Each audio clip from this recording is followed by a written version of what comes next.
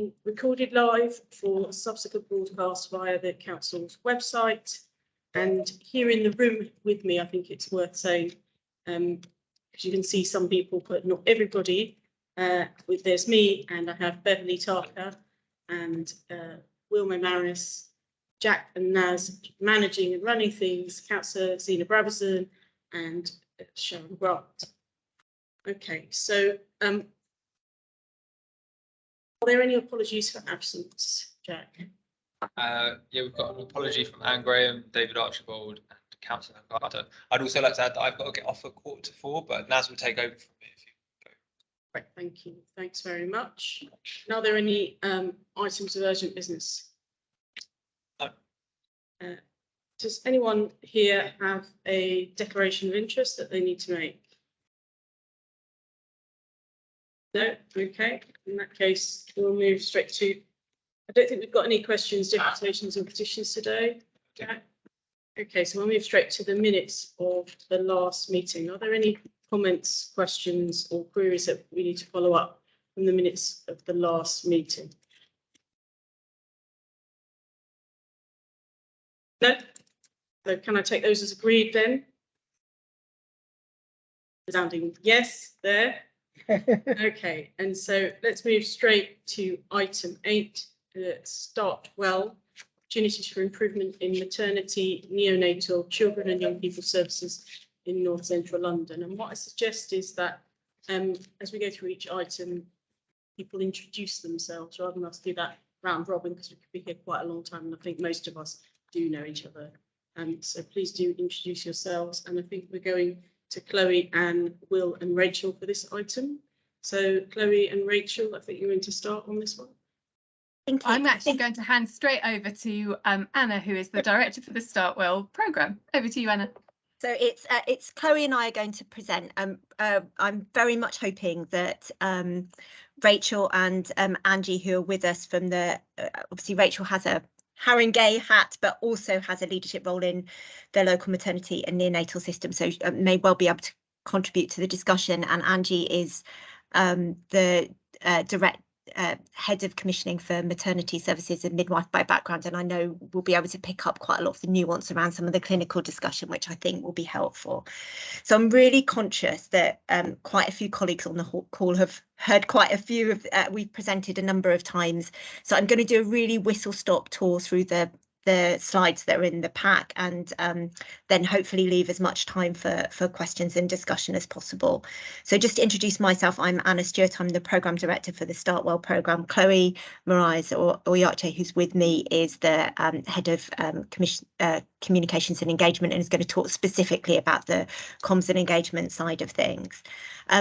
So just to give a little bit of introduction to Startwell. Startwell is a programme of work that started in November last year. It is a long-term programme of work, working really collaboratively with the hospitals, in particular in the North Central London patch. So that's Whittington Health, Royal Free London, North Middlesex Hospital, UCLH, and we've particularly looked at services that are delivered by Great Ormond Street Hospital. Obviously, lots of their services are really highly specialised, but there are quite a lot of pathways for children and young people, and some very small and sick babies that Great Ormond Street contribute around, and we've looked specifically at that. We've touched a little bit on services at the Royal National Orthopaedic Hospital and at Moorfields, but to a lesser extent.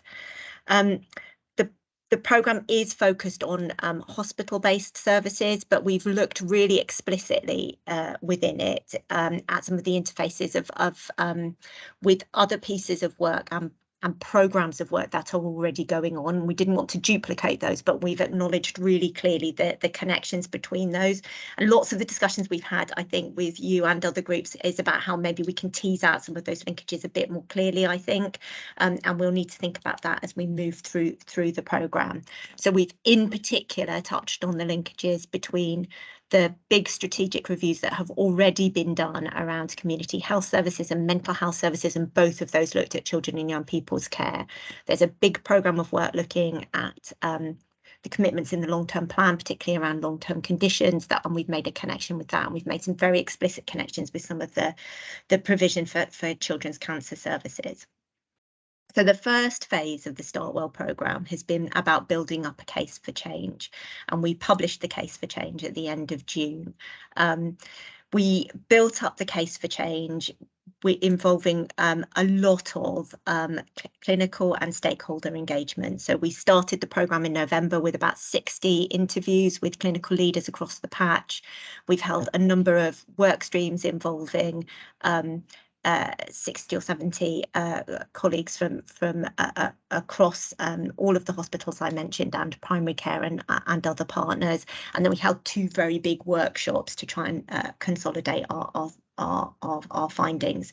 We've done an enormous amount of data crunching and analysis, and we've really explicitly taken a population health approach in that analysis. So we've looked in particular, but not exclusively, at the data through a deprivation and also through an ethnicity lens. And then we've done further work supported by the Camden Public Health team, looking at other protected characteristics and inclusion groups and the evidence base around those. We have looked extensively at some of the existing patient insight in building up the case for change. So we didn't want to reinvent the wheel. There's been a lot of work done by Healthwatch, other VCS partners, and we collated the findings from those groups and supplemented it with some additional patient and public engagement around some particular groups. So we worked closely with a voluntary sector organisation in Haringey that looks particularly at the experiences of people who've been in care, and we asked them to run a focus group for us, and those findings got inputted into the case for change and the themes that have come out. So the case for change is a very long document. There's a slide deck that summarises some of the themes within it. The full case for change is about 200 pages long. I think there'll not be a huge number of people who read the full document. There's a summary version on the website, and there's also a patient facing leaflet. And Chloe's then going to come on and talk about the engagement that we're doing over the summer. So I'm just going to run you through really quickly, I suppose, a flavour of the highlights of the themes, and I know that there'll be then other conversation that we want to have around that. So in terms of maternity, I think there's variation in the use of our maternity services. So some of the obstetric doctor-led services are very highly used and sometimes stretched, and we found that some of the midwife-led services are less well utilised. And we think we need to think about why that is and how our capacity is being used, and to look at that. We looked at all of the recent work that's been done, and there's obviously been a huge national focus on maternity services. So we summarise in the report how we're doing in NCL against the Ockenden review findings. We also look at recent CQC results and reports, we've also looked at then, I suppose, some of the longer term outcomes for women and pregnant people and their babies. And I suppose one of the things that we've talked about in the report is some of the differences in stillbirth rates between different areas. And I know we've had previous discussions with Councillor Denevs and others about that. In terms of neonatal services, again, we found variation in the use of neonatal services. So neonatal services are stepped up, with level 3 services being the services that look after the most sick and the most premature babies. And we have one level 3 unit in UCLH in the patch, and that unit is often very stretched, and there are some babies who aren't able to be accommodated and need to be transferred to other areas in order to get a cot when they most need it. We found at the other end of the spectrum, we have one level 1 special care unit in the patch at the Royal Free Hospital that is able to deal with the kind of least complex babies and premature babies, and that unit is very, very poorly utilised. On any given day, about half of the cots in that unit are currently empty, and there's quite a lot of work going on to make sure that staff in the unit can maintain their clinical competencies to be able to deliver the kind of safe care that they need to, and that's successful, but it's probably not sustainable in the long term. We found that there was variation in community provision for neonatal services.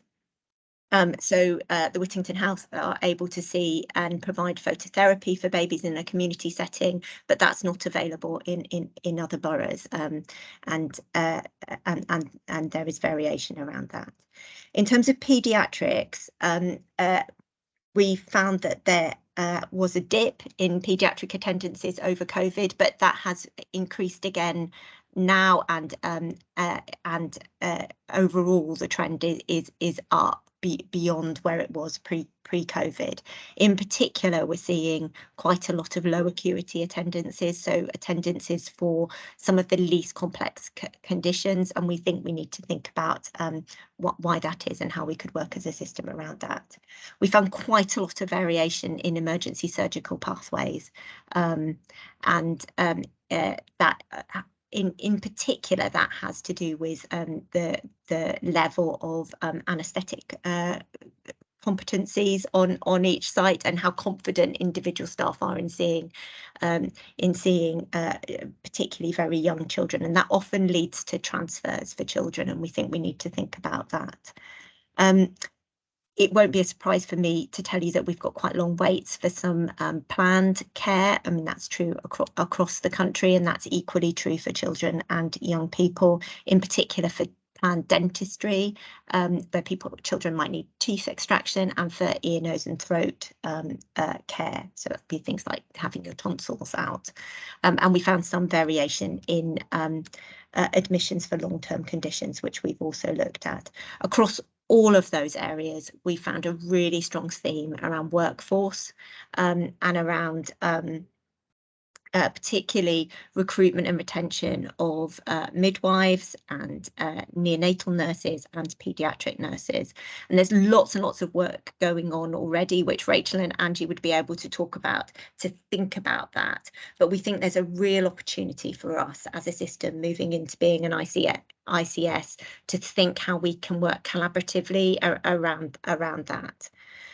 So I'm just going to pause then and hand over to Chloe to talk about the kind of engagement that we're going to do over the summer to I suppose, check with patients, residents, stakeholders and others that the themes that we've raised resonate, and whether there are other things that they would want to add. Thanks, Anna. So as Anna said, we've recently published the Case for Change, and that is going to be followed by a 10-week period of engagement, which started, excuse me, at the beginning of July and will run to the 9th of September. And we're going to be seeking views from staff, stakeholders, patients, service users and the public on the findings from the Case for Change. And we're also asking about when we are planning services for the future, what do people think is important? What are their priorities in terms of what good care looks like? So in terms of engaging with the public, we are certainly working with partners, including councils, including Haringey Council, obviously, and the hospitals themselves. We're working with community and voluntary sector organisations. We have a list of around 200 community groups and local organisations that we are working with in various different guises, from just asking them to send out information to their networks to much more targeted work, focus groups, or attending events from community groups.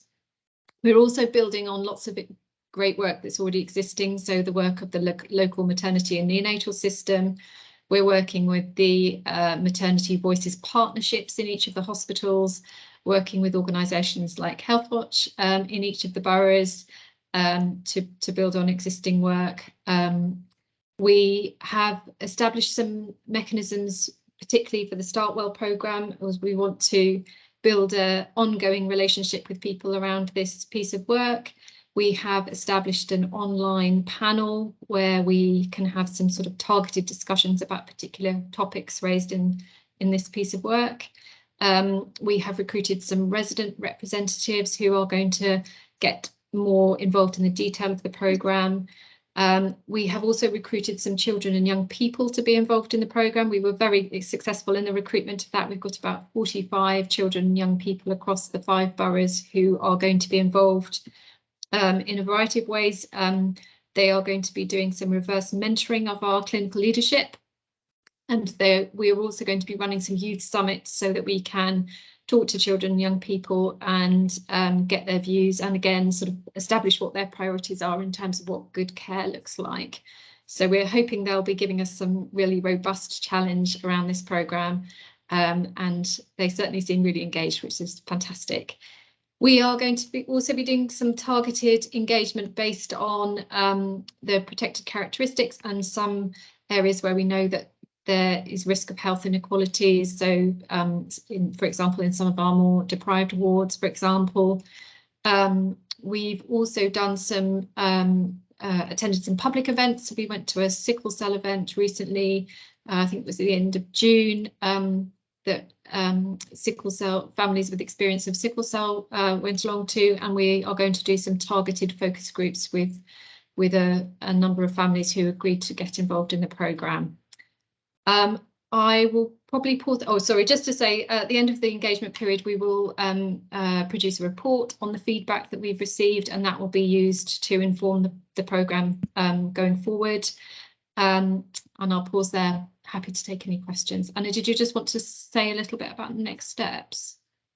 Yeah, I mean, just to say, we're going to bring the feedback on the engagement alongside some work we're doing on best practice models of care to the September meeting of the Integrated Care Board. So that will be a public meeting at the end of September, and that will be the point at which decisions are made about potential next steps. So really happy to come back around that decision point if you'd like some feedback, further feedback. I think we very much see this as the beginning of a kind of ongoing conversation with you about the programme as it moves forward.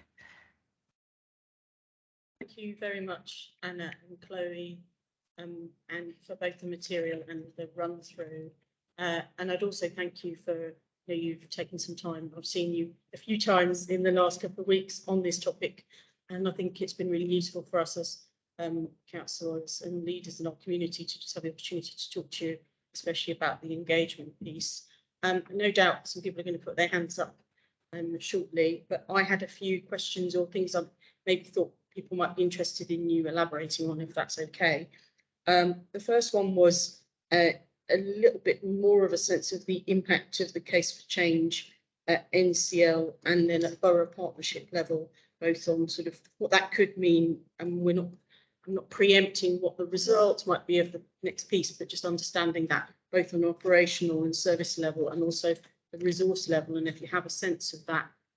And within that, I suppose there's a sub question, which is about the balance of the different needs between NCL and each of its borough partnerships, but specifically obviously with Haringey Wellbeing Board. So about what that might mean for Haringey.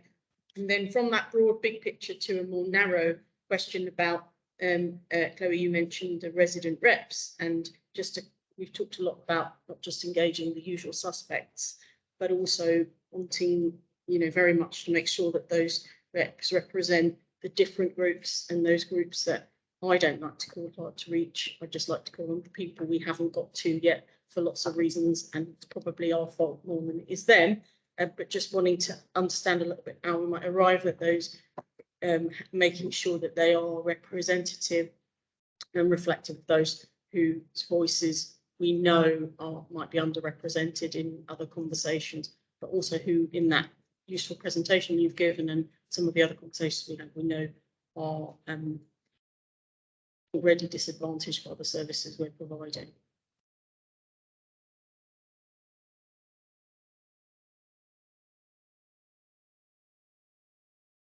Councillor Neves, do you want us to wait and cluster up a bunch of questions together, or do you want us to do them one by one? That way, I was going to get you to answer those because that's already two quite big ones there, and then I was going to take Jeffrey afterwards.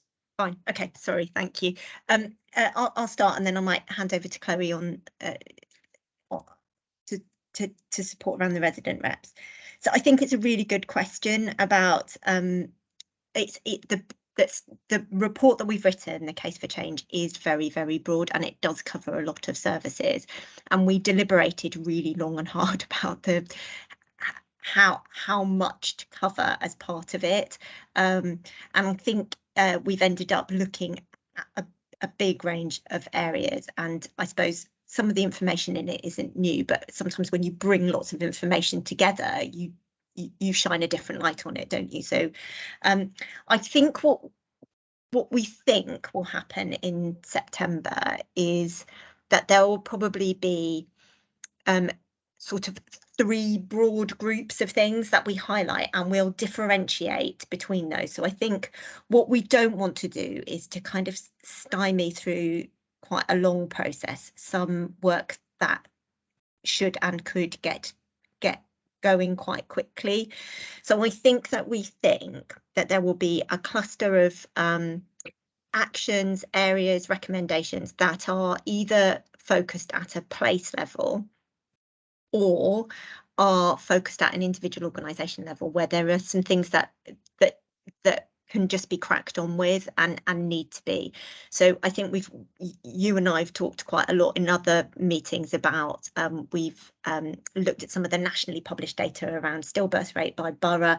We think that there is that might be a good example of something where we're not looking at particularly new data, but by clustering a lot of things together, we're saying actually there's a bit of a need to have a renewed look at this, a focus. We've shone a light on it. We need to start doing some work. And I know Rachel and Angie are committed to thinking about an audit around the stillbirth rate, and we've started doing some sort of preparatory thinking about that.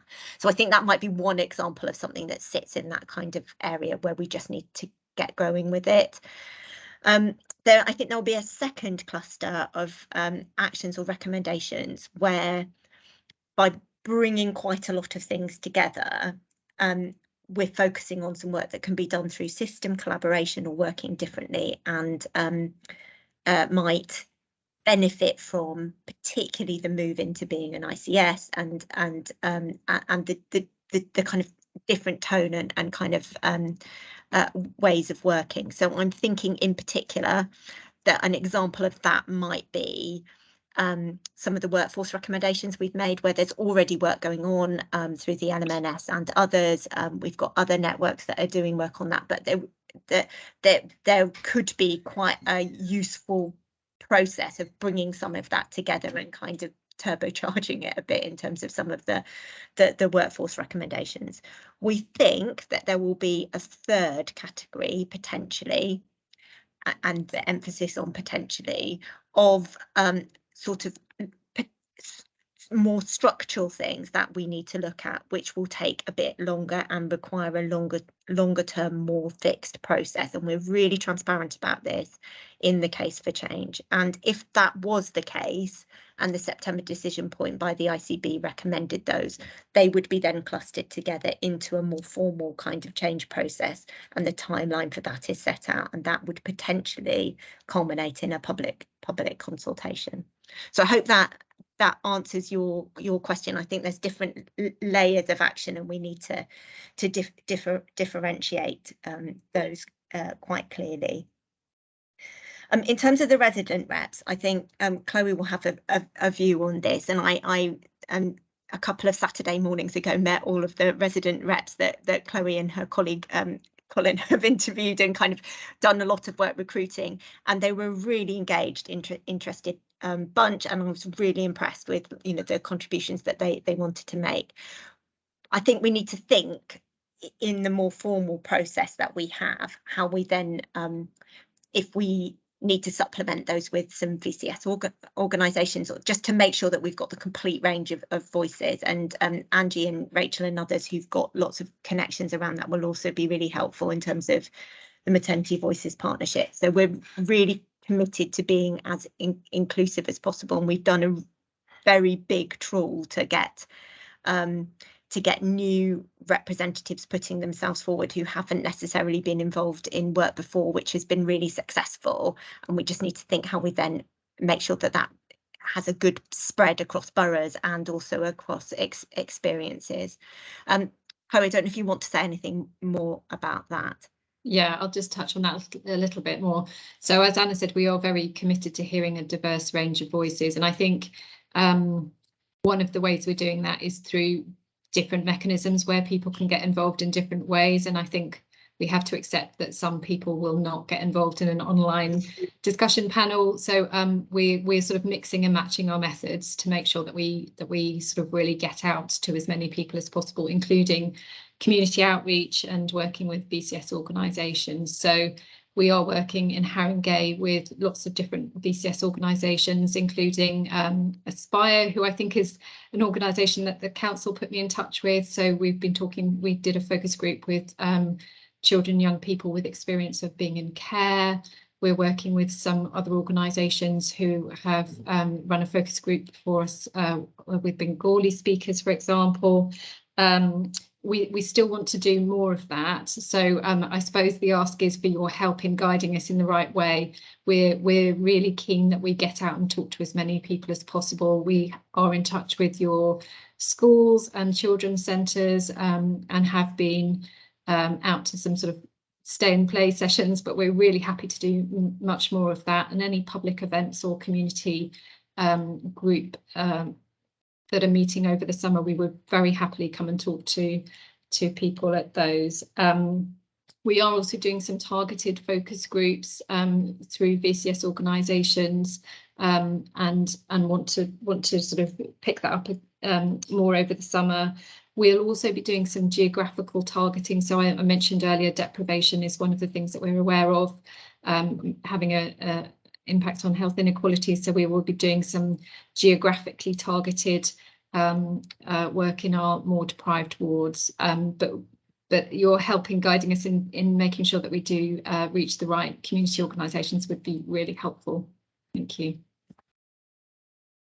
Thanks, Chloe. And I think I can see Cassie wants to come in, so I'm going to bring in because I suspect she might want to add something to what Anna said. But I just wanted to pick up on that point a little bit. I think my only concern, and we've had lots of good conversations outside of this meeting about the ways that we can reach different communities through different groups. But I guess I was at a meeting a few weeks ago where somebody said, oh, councillors can be gritty. So maybe I'm going to be gritty and say, it does matter who we give power to. And so that is my concern, because it sends a message around how we're thinking. That's not to, so that's what I'm asking. I'm saying, okay, so when we've got resident reps, and if they don't, and I'm not saying they do or don't, because I don't know, but if they don't reflect those different groups, or we're sometimes a little guilty, and we've had lots of good conversations in preparing for this next phase of the, our borough partnership, of underestimating the different parts of our community. It does matter. So I'm just waving the banner for that and saying, actually, we need to reflect the confidence that we have in everyone in the borough, and not just the usual suspects, and not just the people who we find it easy to engage with, or for whatever reason that is. And some of that reason that it's easy is because of our own bias, etc. So I'm emphasising that because I think I wouldn't be doing my job if I wasn't. I don't know, Rachel, you put your hand up now. I'm thinking you might want to come in on this point, and then I'll bring Cassie in, and then Jeffrey, who's waited very patiently. Thank you very much. Mine is a quick point, just building on that I think we also shouldn't be thinking about resident engagement as purely something that is around the case for change, because actually, Anna, I found it really helpful when you summarise that there will be things that we need to do in borough, some of which will be kind of borough specific, and then there will be some areas which are particularly around workforce. And I just want to reiterate that much of the kind of driving force behind this is a very, very real and acute workforce pressure across our different sites. And so that engagement at a workforce level is also going to be really important around some of those changes. And then, as you said, strongly caveated, because we just are not in a position to know, but there might be some structural changes. And then again, that's a very different construct of engagement and consultation, and the groups are very specific who one would speak to. So I just want to kind of expand it out to say that I think we mustn't look at the resident and engagement as purely around the case for change. We also need to play that in, and sometimes it's easier to do meaningful engagement when you've got something which is a specific proposal that might impact or for which you want kind of code design input from a specific group of people. Thank you. Thanks, Rick. And we talked lots about that co-production and going on a journey with residents together. And it does sound like that might give us more scope to do that, particularly at partnership level. And before I bring Cassie in case she can say something about this element, one of the things I asked in my question to Anna was around that issue of resources and how that might look, how that decision might take place at NCL level, both from those NCL wide, but also partnership wide. So you might feel able to comment, you might not. Yes. So I don't think that's probably a question for me. I think that's more of an ICB question. And I was going to ask two completely different questions. So I don't know if you want to bring Jeffrey in first or you want me to come with my question. Okay, in that case, I will bring Jeffrey in. So I've got Jeffrey, then I've got you, then I've got Councillor Brotherson, and then I've got Sharon. Jeffrey, you waited so patiently. Thank you. I was. Thank you, Chair. I was about to raise an opposition, actually, if you let Cassie speak before me. Yeah. So thank you. Thank you, Anna and Chloe, for that for this presentation. Actually, good to see that this is getting some attention as well in terms of the case for change. I think my question is going to be more around a very racial disparity angle, and probably that's not picked up enough. I mean, we are talking about geographical targeting and a few other targeting. I don't see enough around that. And I'll tell you why, because if you see some of the reporting from the NHS Observatory, whereby Black women particularly are disproportionately impacted on, or not getting equitable access and services. And also behind this is why we've recently set up a racial equity group in health and social care that is co-chaired by Nina from Northmead and myself. And one of the 5 thematic areas we're looking at is precise around maternal and continuity of care for women, particularly from Black, ethnic and minority backgrounds. I don't see that this is sufficiently dealt with in here. The second point I think also is on the engagement and the targeting for that. I don't think that, I think likely net, maybe something has gone with my memory. I don't remember being approached about this or discussing this or referring anybody, or, So again, who are we speaking to? And are we reaching the kind of, I'm talking about Black women's group, for example, are we reaching them? I noticed that we are doing, for example, with Bengali speaking and so forth. That's fine, but, also we do need to do more in my view, and I don't see that set out here. And lastly, on, I suppose some of the sickle cell engagement will pick up on this, but it'll be accidental rather than targeted, if you get my point. The other final thing is around, do we ever get any of the data on your consultation and engagement process and broken down into some of the demographics so we can see who you've been speaking to?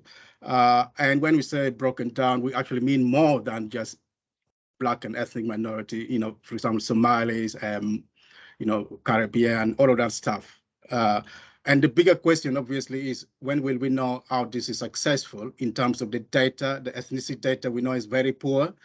What's the plan around that? Quite a lot of jumbled up stuff, but hopefully you made up my point. Thank you.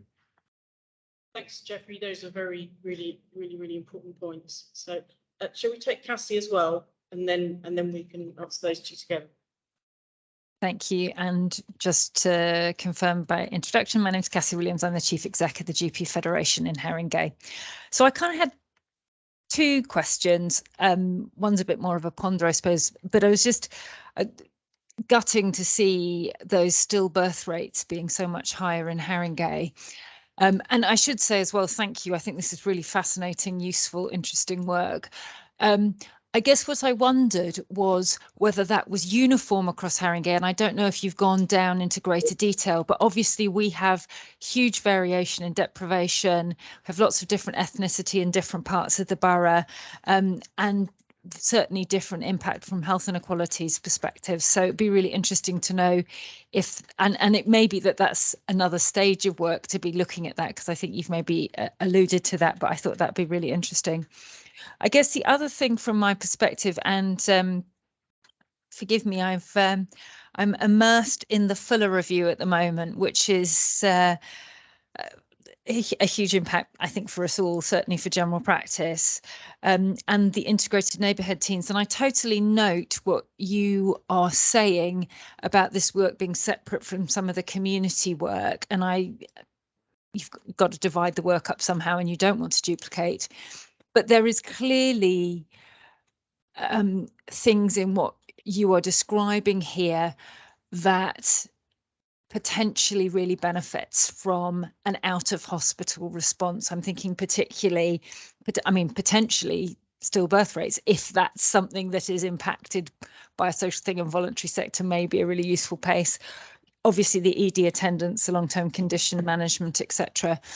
And I guess I was wanting some reassurance that as part of what you're looking at, it will also be that sense of what really clearly PICU has to be in hospital, NICU has to be in hospital, operations probably have to be in hospital, but just that where there is stuff that needs to be more integrated, pulled out, that is part of the consideration, because I think there's some work that we really want to start doing, or continue doing, I should say, that is thinking about how we work a bit differently. And I'd hate this great work not to be contributing into that. Thanks, Cassie. Shall I start with some of that? And I think I'm going to kind of draw on other colleagues to contribute as well. In particular, I think Rachel and Angie might want to come in on the stillbirth rate. So I'm going to sort of start in reverse order. So Cassie, your point about integrated paediatric services, I think is incredibly well made. So there is already some work going on across NCL on some pilots for some different integrated models of paediatric services, and it's really exciting stuff. It's based on some work that was done in Northwest London that's been seen as being really innovative and is much more established and mature in Camden, but there's a really big push from it from a kind of regional perspective. David Masters, who I think is one of your as a Haringey GP, is chairing the steering group around that. I know Rachel's really involved in it as well. I think we see that as being, and we talk in the longer case for change work about that as a model of care, as an example of good practice, and something we think we could potentially build on. I think, I suppose that's one of the areas where I was thinking, I think by bringing everything together, this is an opportunity to kind of galvanize some of the work that's already being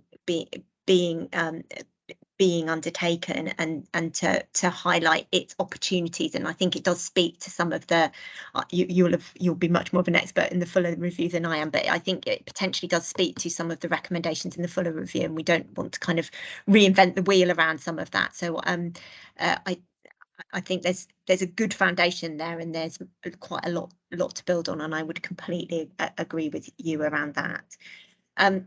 In terms of the stillbirth rate, and I think Angie and Rachel can talk about some of the work that's going on already through the LMNS around their Saving Care Babies' Lives Care bundle. I think it is we do highlight it as something that is, I think it needs a kind of a really whole system approach and look and to kind of think about some of the work that's going on already. So I think one of the things we've done in the report is looked at some of the published data, which there is a bit of a lag around when it's published at a borough level, and it does show a very high rate of stillbirths for Haringey. When that's cross-referenced with some of the more local data at a hospital level in terms of the stillbirth rate for the Whittington and North Mid, in recent years, it does seem to show that there is a downward trend. But one of the things we want to do is a much more detailed audit to look at and try and get under the surface of what's happening and to come up with some borough specific recommendations. So when we'll draw in Rachel and Angie to talk around that. Jeffrey, I think you've made some really good, incredibly well made points about race and the importance of thinking about that. In the longer report, we do run through in quite a lot of detail the Embrace study, which is the big study that looked at the outcomes for Black and Asian women in particular, and highlight that. It's not possible to break some of that data down at an NCL level, but where we can, we've also looked at rates of, say, neonatal admissions by ethnicity, and that some of those national trends are replicated in terms of higher admission rates for babies born to Black women than to white women. Be really interesting to come and talk to you and Nena about the group that's been set up, and whether we can use that and combine with you some of the work that we're doing and the thinking we're doing, and kind of make a virtue of that. I think that would be really helpful if you were open to that. In terms of engagement and targeting, we I think that's precisely why we're wanting to come out and talk here now. So we don't have all the answers. We've utilised all of our kind of links and contacts, and we are ferociously mailing people to try and get meetings in, and targeted meetings. But if there is more that we can do, and we could partner with you to do that, we would be incredibly grateful for that. So that would be a massive win for us if we could get that through this meeting, and meet with you afterwards to talk about how we might do more of that, because that would be very, very helpful for us, and we're something we're really committed to following through on. I might just draw in Chloe if she wants to say anything else on the comms and engagement side, and then Rachel and Angie on the kind of more clinical aspects. Yeah, just very quickly, I think Anna's captured that really well. Jeffrey, I know Bridging Your Trust is definitely on our list of community and voluntary organisations, but I will follow up with you outside this meeting if that's okay, and just get in touch and see if there's anything we can do jointly. That would be extremely helpful. In terms of the demographics you mentioned about collecting who we're engaging with, we do collect that information as we go along. It's optional for people to fill in, so we don't always have a complete picture, if I'm totally honest, but it is something that we will be able to say when we produce a report. The different demographic information about the people we've engaged with. I completely take your point about Black and Asian women, and we're very conscious that there is different in experience and outcomes, and that we need to really hear from those voices as part of this engagement. So I'll pick that up with you outside this meeting if that's okay. Thank you. Thank you. Do Rachel or Angela want to come in on any of those? Yeah, just good morning, everybody. Angie Ballinor, Head of Maternity Commissioning. Excellent questions, and just to pick up on two of those. So the stillbirth rate that was cited in the report absolutely looks really quite high, has since come down, and of course we know there are real challenges around what's collected at hospital level and at borough level as well. So we're working really closely with teams to be able to triangulate that. It has given us the opportunity to do a piece of work that we've wanted to do, which is to do an absolute deep dive into areas like that. And so we've already started to have conversations with our clinical academic colleagues at some of our universities, such as UCL.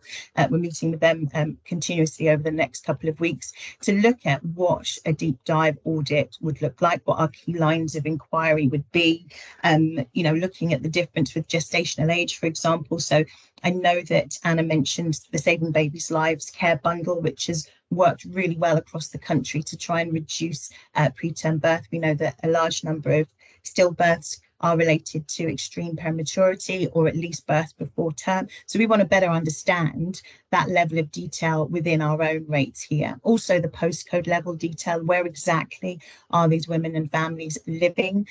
So how do we target whatever solution we come up with? How do we make sure that we get it to them? Also looking at whether these stillbirths happen before labour or during labour, and that will really help us to adjust and flex our approach to managing that. And of course, absolutely looking at the demographic data. Colleagues mentioned Embrace and all the other national reports that do flag that the experience of women from Black and Asian and mixed and minority ethnic groups and other vulnerable and deprived groups is very different from their white counterparts. So there's absolutely a piece there for us to look at, and we already are. We also know that 5 times more are amazing grassroots organisation had commissioned, funded and undertook their own self-funded survey into the experience of Black mothers in the UK, and it absolutely gives us the stories behind the stats and really adds this rich narrative, really hard-hitting narrative. And we also know that Birthrights have published a report into racial injustice and racial disparity in the UK. So we are using all of that to be able to frame what we do, to be able to design our audit, to work really closely with our academic colleagues to do that, and to be able to share what we're doing really widely. There's a huge amount of overlap with lots of pieces of work that we're doing that respond to that. So the national team have put together an equality and equity piece of work that we are doing as an LM&S. Looks at two key aims, very briefly. Sorry, I'm conscious I'm talking far too much. And it looks at improving the outcomes and experiences of women from Black, Asian, mixed and minority ethnic groups, and improving the experiences of our workforce from those groups as well, because we absolutely have to do the two together. So there's a massive piece of work that's going on there. It will absolutely cover all the things that I've just mentioned. Continuity of carer is a service delivery model, a midwifery care model that we have implemented in North Central London, and as a priority and the literature shows that the outcome and experience and the clinical outcomes for mothers and babies who are cared for using the service delivery model is far better and far more improved than those who aren't. So we're continuing to roll those out. Staffing challenges, as we know, throughout the NHS have created a real sense of challenge around that. So what we've done is we've ensured that we are absolutely offering that model to women and families who are the most vulnerable in our community as a priority, and absolutely women from Black, Asian, mixed and minority ethnic groups.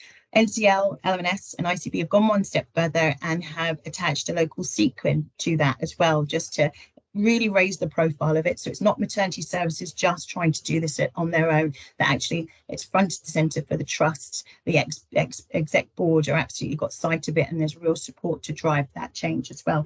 So a huge amount of work going on there. So hopefully it's answered a little bit of the question around the women and families, and a little bit about what we're doing right now to respond to the stillbirth rates. Thanks, Angela. That's really helpful. There's a couple more questions in the room, and I think we'll then need to move on.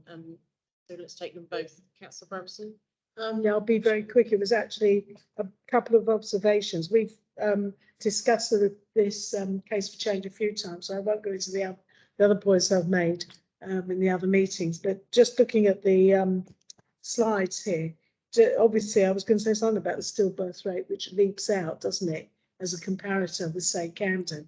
And of course we have other boroughs involved in North Central London. So I don't know what the comparator is with the other boroughs, but it does suggest that from this, and also the reference to the North Mid and the COTS not being used because of staff shortages, that there are specific issues perhaps for Haringey, even within this case for change. So my it's not really it's a sort of question, as a comment, but this will then go through all the processes. I'm not really talking about the consultation. It's what happens when it gets to all the board levels about the distribution of the resources, which of course is the end result of all of this. Is if you're having a case for change, you're talking about a reconfiguration of what we do in the light of what has been researched, the deep dive that Angela was just talking about, which would bring presumably proposals for reconfiguration of services. So I was interested in how that's going to happen, and the Haringey voice, because everything we're discussing here is particularly pertinent to the issues in Haringey and our particular demography. So that's my first point. And the second point is a sort of social policy point, is that because we don't, as I've mentioned, we don't have hospitals actually in the borough. That's one issue, but we also are a bit of an outlier in the housing world, because as I mentioned to you the other day, our biggest housing sector is private rented, and we have the big HMO issue and all of that. And how that, when you've done all your deep dive and your research, how that then would impact, we need to think about from our point of view, how it impacts on our policy development. So these things I think are integrated beyond an integrated care system. It's also got to integrate back into our our policy development. So I do think the next steps are really important and would welcome how that's going to happen. I'm not sure we've talked so about consultation, but not about how we then get into the issue of what happens and how the resources are then allocated. There's another way of saying there's a limited pot of money and what we're going to do. Thank you. So actually, you know, there is that question about resourcing and Sharon, your question? Yeah, I really want to come in support of the point that Jeffrey was making, really. I think there's always a danger of adopting a more public health approach to these problems, that you end up with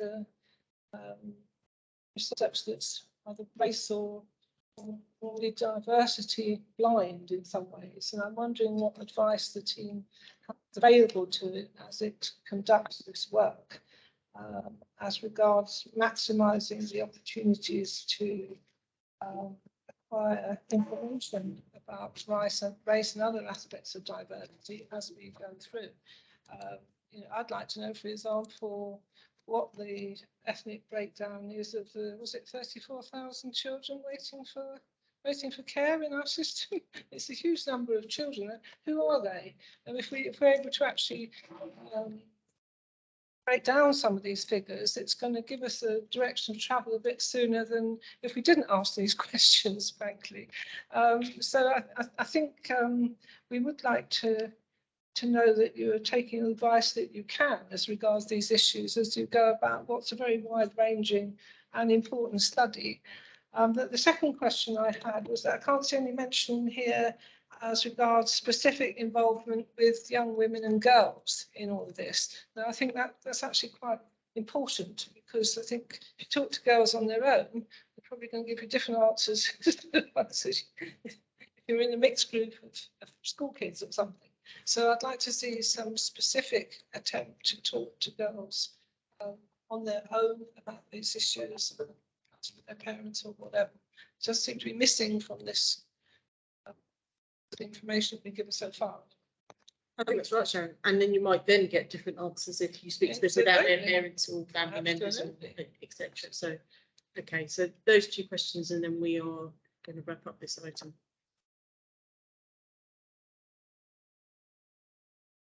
So I'm just, so Sharon, you particularly wanted to know about the next steps, didn't you? So I think beyond talking about, I think we need to run the engagement and the work that we're doing over the summer, and see what comes out of that. As I've said, I think there will be some things that can happen immediately, and particularly probably a place-based focus. There'll be some things that we will need to recommend that are taken forward at a system level, and think of the mechanisms to make sure that they're owned, and there's a you know, appropriate kind of drive to get them done. And then we will need to think about whether there's some longer term issues that we need to think about. I think the resourcing question is slightly different for each of those three areas. So for the first, there may be existing resources at a place level or around pieces of work that can be thought about in terms of that. At a system level, we would need to identify how recommendations were being taken forward. And for the third, that longer term kind of change area, there would need to be some really complex kind of financial and activity and capacity modelling that would sit alongside that. I suppose what I would point you to, and I think probably as a Health and Wellbeing Board, you've had quite a lot of discussions about the community and mental health reviews, that is now further advanced than we are in terms of their thinking, and there's a lot of thinking going on around implementation about that. That's a really multi-year strategy, isn't it, in terms of implementation? And so I'm not going to have all of the answers about implementation at this stage. I think we need to think what are the things coming out of this, and then we need to think how then the resourcing would look and flow in relation to that. So I'm just being really upfront about the thinking. in terms of looking through a kind of race lens at some of the data, we are, wherever possible, doing that. And where it is statistically significant and where there have been really big differences, we have highlighted that in the report. We're limited by some of the data that's available. So particularly some of the maternity data, I know Angie and Rachel are doing loads of work on, but there's quite a big push around improving the quality of our data to enable some of that monitoring. I'm pretty sure, and I would need to come back to you, Sharon, on this, that we've done a big bit of work about the waiting lists for elective care across the piece for children and for adults, using the really quite innovative data system that we've got, Healthy Intent, and we've cut that by ward, by deprivation, by race where we can, to look at any impacts. And Sarah Dugan, the colleague who has been leading that work, is a public health consultant by training and really passionate about making sure that we're looking at that data and drawing all of the insights that we can from that in order to ensure that there's action. So I'm very happy to come back to you on that if that's helpful, and I'll check with colleagues. I think the question about young women and girls and engaging them on their own, I might hand over to Chloe. It's probably something we'd need to go away and have a think about, I think, but Chloe, I don't know if you want to come in on that. Yeah, and just to say, it is something that we had considered when we recruited our children and young people in terms of the youth summits that we wanted to do. We had already thought that we wouldn't just limit it to talking about paediatric services, that we would actually touch on maternity services, bearing in mind that some of the older in those groups in 5 or 10 years potentially will be maternity service users. So we had already considered that. I think it's a really good point, Sharon, that talking to young girls on their own, you'll probably get a different answer. So I will consider that and think about how we perhaps adapt our approach to just sort of consider that. And we'll also have a think about whether there's anything we can do with sort of local youth groups or any other mechanisms that we can engage with young women around that topic particularly. I think it's a really good point. Can I just? Yeah, I know Sharon, but I think Rachel and can we let Rachel and Will come in and just answer, because they might have an answer, more of an answer. Rachel. Could I just, thank you. Could I just, I wanted to pick up a bit on Councillor Brabazon's point about what are the policy implications of all this. To mention that there is a lot that we will not know until we've done, for example, with stillbirth, until we've done the audit, because we don't know the gestational point at which stillbirths occurred, so we can't know really what the sort of key interventions might be, and we don't even know the reliability of things like the denominator. So there's a lot of things for us to take as key lines of inquiry and to construct this audit around.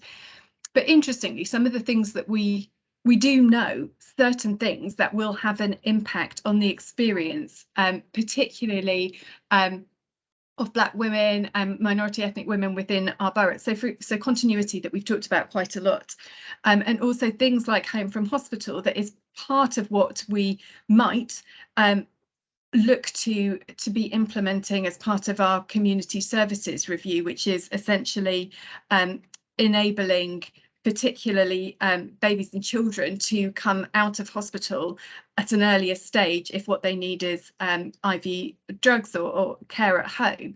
And continuity in particular, like Angie was saying, it does have an evidence base behind it. And North Mid is really at the forefront, particularly of rolling out continuity for women who experience multiple disadvantage. And I would really like us, it's sort of within the scope of us as a Health and Wellbeing Board, as a borough partnership, to get behind that. I'm really pleased it's part of the work of our racial equity group specifically, because I think that there is scope for us to make improvements and to be supporting North Mid and their maternity departments in that endeavour around continuity. So looking at our links with health visiting, looking at our links between primary care and maternity departments, really thinking about our populations with sickle cell. So I think, and addressing race issues really up front, so I think that's within our gift. And I think really encouraging things like the rollout of home from hospital, if that becomes a possibility through the community services review. Again, that would be a way of providing a really valuable service, particularly for women at North Mid who haven't had that before. So I think that those things are within our gift to influence positively at the moment. Thanks, Rachel. Will, did you still want to come in? Yeah, I did. Hi everyone, I'm Will, I'm Director of Public Health in Haringey. I think my point is thank you so much for presenting, and like others have had the pleasure of hearing this previously as well. So I think it's really good to have this kind of review and stock take, but I think the point that Rachel's just talked about is how do we actually embed this just in our everyday practice? So we've got Helen there from the Whittington, likewise in North Mid. How do we get to a place where these issues are just being looked at on a regular basis by the clinical team? They may be doing this already. They're looking at data and outcomes. We're looking at it locally and driving that improvement. Rather than, so it's a continuous process and we embed it in the system. And that for me actually is quite a good example of what we should be trying to achieve through the ICS and through borough partnerships, is being able to have an understanding of our population, where there are significant health inequalities, but everyone's kind of playing their part in that. So the trusts clearly have a key role. There's a role for the boroughs in oversight, and there's also a role for the NCL system as well. And we've got resident engagement kind of embedded in those processes. Maybe some of the recommendations that come out of the review of those kind of system changes, we need to make that happen. Thanks, Will. And I think I don't want to leave this question of resources, and I feel like I want to follow up with saying, and a lot of that is going to depend on how that flows down and what that looks like and how we can achieve, because we've talked before about how we prioritise all the things we do want to do, how we want to focus on particular issues, and then we have a really important piece of work like this.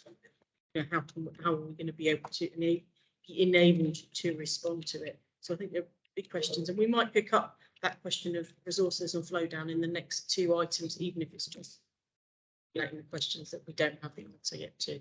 I know, Sharon, you wanted to come in briefly back. I won't go on late, but my question was about what advice is available to the team here that are embarking on a very substantial piece of work, and one that we hope will be influential in a part of the world where diversity is very noted, and we all suspect, if we don't have actual facts in front of you, that there is a lot of racial disparity in the way in which people receive services and benefit from them.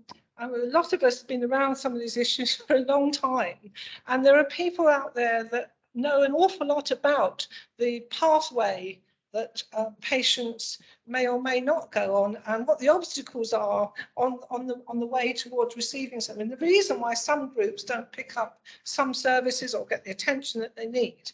And it seems to me that we ought to avail of ourselves of the knowledge and expertise that there is out there as we embark upon and design these huge projects, and quite expensive projects actually, so that while we are doing it, we pick up the kind of information that we need. There's no point in doing this and coming back with conclusions that we know about already. We know what some of the reasons are. We need to be digging deeper, not just keeping things at that surface level. So I would want to know what advice is available to you from people that do have expertise in this area, or particularly of ethnic and racial diversity, in the way in which you design and carry out this project. Ideally, I think it would be sort of independently monitored from that point of view, not from a critical point of view, but from the point of view of getting the most that we can out of a really important piece of work. Obviously, the stillbirth issue, that's one of the issues that we need to double down on, but there are others as well. And I just think we should be taking advice from people that have deep, in-depth knowledge of the way in which inequalities emerge. That's me. Thank you. I don't know if anyone wants to come back just briefly on that, and I know we do need to move on.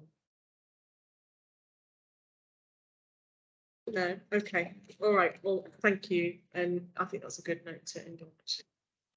Sorry, I was struggling with my mute, but I think it's a really well made point, Sharon. We have tried very hard in the report to look through that population health focus, which is and we've threaded it through. I think I think we need to reflect on what's been a really helpful conversation today, and think about, is there more that we can be doing as we move into the next stage, and the kind of challenge that's been, the helpful challenge that's been raised here about how we've done that. I think there's probably also a bit for us, and maybe it's working with Rachel and her Director of Integration colleagues about, I think there's a lot of really rich evidence in the report, which is very long, but about maybe splitting some of it out almost in a borough kind of pack for them to use as part of your local discussions, because I think that would be quite helpful in terms of some of the richness of the data analysis and the work that we've done in terms of taking some of that forward. Thank you very much, Anna, and thanks everyone. That was a really good and strong discussion, hopefully, and will mean that the work we take forward will be better than it was going to be. But really appreciate it. And Angela. I'm so sorry. I know we're wrapping up. Just to answer our colleague's previous question around how do we kind of maintain this continuous process of improvement with all of the different pieces of work that we're doing. And I just wanted to bring everyone's attention to the Perinatal Quality Surveillance tool. It provides us with the architecture for that. So there is trust level and trust board oversight, LMS oversight, and of course ICS now, an ICB oversight for all of the pieces of work that are going on in maternity. So just to provide some assurance around that. Thank you. Thanks, Angela. That's helpful. Okay. Thanks very much, everyone. And we look forward to going on this journey together. So thank you. Thank you. We move quickly on to and say goodbye and thanks to Anna and Chloe, and move on to item 9. And then we've got item 9 and 10. And Rachel, I don't know if they fit well together or not, but you might want to bring them together if you'd like to. Do you? So I just wanted to share some slides, if that is okay, about ICS and ICB development, and then we'll take the borough partnership, but just slightly separately. So I'm just going to share my screen, and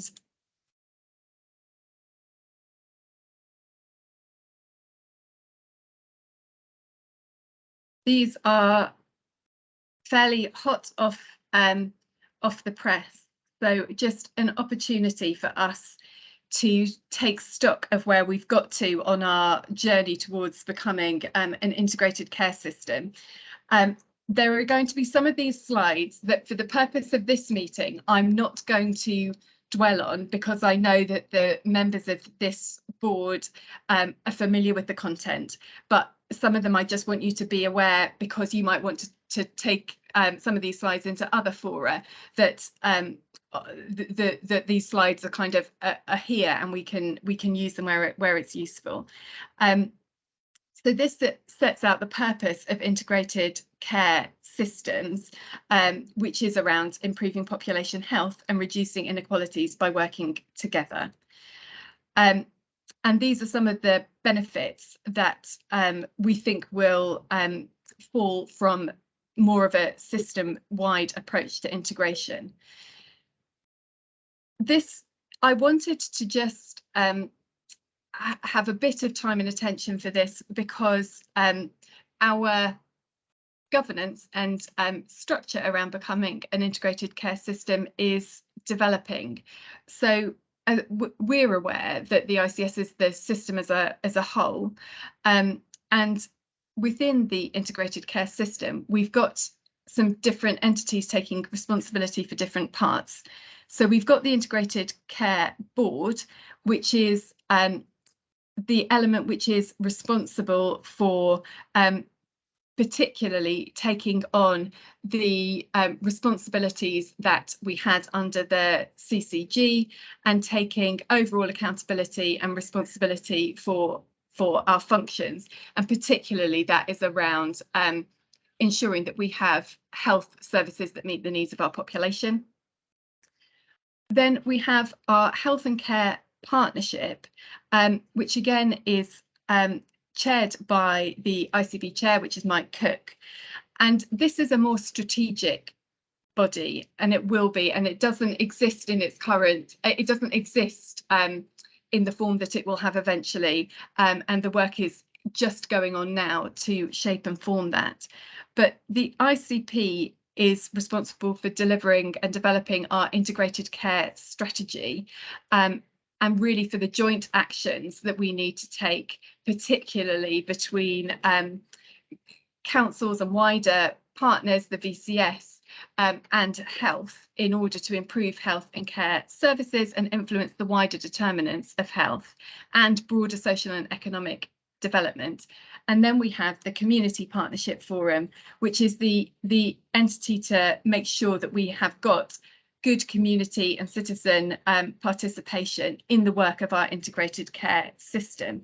So this is the forum that includes system partners like Healthwatch and other community groups. What this slide shows is that beneath things like the Integrated Care Board and the Health and Care Partnership, we have got our provider collaborative. So that's the collaborative that involves NHS trusts and primary care working together, which for us is called the UCLH Alliance. We've got our place-based partnerships, and we've got neighbourhood level working. So just to be really clear about it, the Integrated Care Partnership is going to be a statutory committee jointly formed between the Integrated Care Board and local authorities that come within our ICS area, so within North Central London. And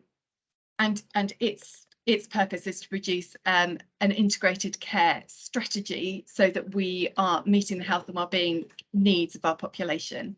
And the Integrated Care Board is a statutory NHS organisation, and its responsibility is for developing a plan for meeting the health needs of the population, managing the NHS budget, and arranging for the provision of health services in the ICS area.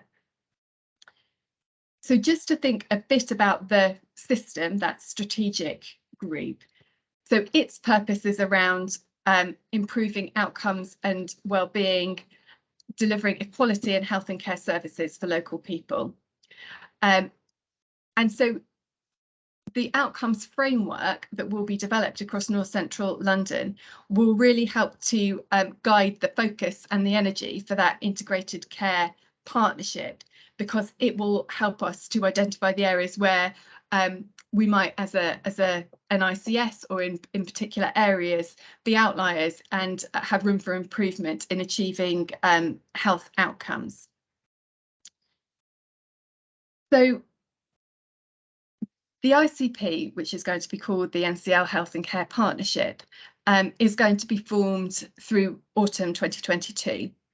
The forerunner of the partnership has been running as the Quarterly Partnership Council, and the current membership of that group are Mike Cook as the chair, the ICB exec team, the council leaders, local authority chief exec representatives, our provider trusts and trust chairs, the MD from the Provider Alliance, and the primary care lead. These slides, which I'm not going to talk to, are our demographic background. And just to mention, because we will talk about it through later meetings, that Will and his DPH colleagues have been very much involved in developing our population health outcomes framework, which, as I said, is what we will try to use to make sure that we're really identifying areas where we've got health inequalities, and we can be working towards a more equitable system, and that we've really sort of honed our areas of focus. And this just mentions that collaboration needs to occur at every level within our system. So the Integrated Care Board we have had quite a lot of focus on the nuts and bolts of getting our Integrated Care Board up and running, because we have had to be in a position to safely transfer the statutory functions of the CCG into the ICB as of the 1st of July. So I think people will have seen that this is the exec management team. What people might not have seen is the ICB Board of Members, because some of this has been confirmed over the past few weeks.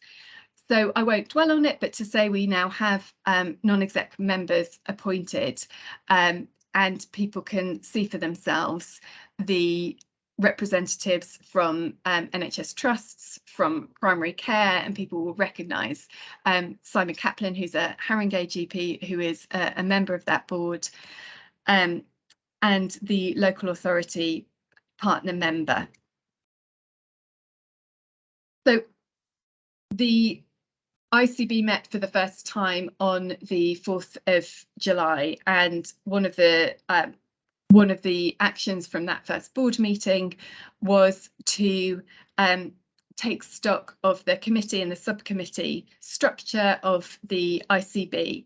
So, I mean, as I say, much of this bears some similarity to the way that the CCG was structured, but just for transparency and showing the Health and Wellbeing Board what sits beneath the ICB structure. This is the subcommittee structure, and of note, we are going to be responsible for more specialist commissioning, so have the specialist commissioning steering group, and have a number of fora which are underpinning our system working. So things like the System Management Board, which is particularly looking at finance and delivery across the system and is an integrated forum involving provider chief execs, the Population Health Forum, the People Board, and the Clinical Advisory Group. So these are the principles of how we are going to work, and a bit more about our key responsibilities. And I'm going to stop presenting now, because I'm not going to go through the detail of these points around what this will mean for residents, but we do need to be able to express, because people are asking and will ask, what does it mean to be part of an integrated care system? What difference will it make to people? So that is why we've been developing some of these more sort of tangible examples and commitments to this as a way of working. And I will stop there. Thanks, Rachel. Questions? No other hands, I'll take you then, Sharon. I'm just wondering Stunned how the voice of patients is going to be heard in these new arrangements. Don't appear to be represented in any of the diagrams that you have given. And it's specifically, where is the role for the independent voice of patients as epitomised in the Health WAP system? Where is that reflected in this system? I do find it very odd. It's a point I've been making for about 3 years now. And you end up with a system where patients are excluded. So do you want me to just respond to that directly? It may not be, it may be above your pay grade, Rachel, but I think it's a point that needs to be made continuously. That these are arrangements where there's no independent voice for patients. I think Beverly wants to come. I'll bring Beverly in, and then I'll bring you in, Rachel. So I don't have the answer to the question. It's another sort of comment question, but thank you, Rachel. I found that really, really helpful. And I think there is something around we take time to sort of take that away. I'm just seeing this slide deck for the first time. But I suppose my comment or question links to the previous sort of presentation and discussion that we had. So there's going to, about the maternity services, it's going to be this extensive consultation. And it was very clear in terms of next steps that a decision would then be made by the ICB. So it does feel to me that there's still a lack of clarity about that decision making and how it's informed at the borough level, because we do all this work in terms of feeding into the consultation, and then it goes up to the board. And what didn't really come out in your slide is how we can influence the decisions that are then taken based on that consultation. So I held back on that question because I thought there would be greater clarity in terms of this update, but it didn't really come through for me. And I don't know if you're able to respond to that, but it does feel as if we are subsidiary. Yes. And I'd sort of add to that and extend your point, Beverly, which is what's not there yet is the flow of information. Yeah. How that flows through the system. And I think you're right. And I didn't want to put our colleagues who were here to talk to us about maternity and really doing important work in an awkward position, because when the mention of the community services and for me, there is, and mental health, there's still a lot of question about resourcing of that issue. So that just makes that there are more questions. So I think, and both of those two areas are they're related, aren't they? Which is, it's about the voice of residents. And I'd add that third thing, which is that when we do these substantial pieces of work, we raise expectation, because we spend a lot of time asking people about how it feels and what they think would be better. And there's a danger that on the one hand, we must respond to some very important points, but on the other hand, to what extent will we then be enabled to respond? So to me, there's a diagram about information flow on the other structures that sit around. And I think Sharon's point's very valid. So I think that if I could just kind of reflect back, I think basically people are saying how will influence flow, and also kind of how does the power flow, and what are the lines of communication? And I think I don't want it to be a cop-out, but there is no given sort of way of doing it. This has been very much devolved to integrated care systems to sort it out. And I think that there is the first meeting happening with the local authority chief execs and Mike Cook on Monday to think about the integrated care partnership and how does that work.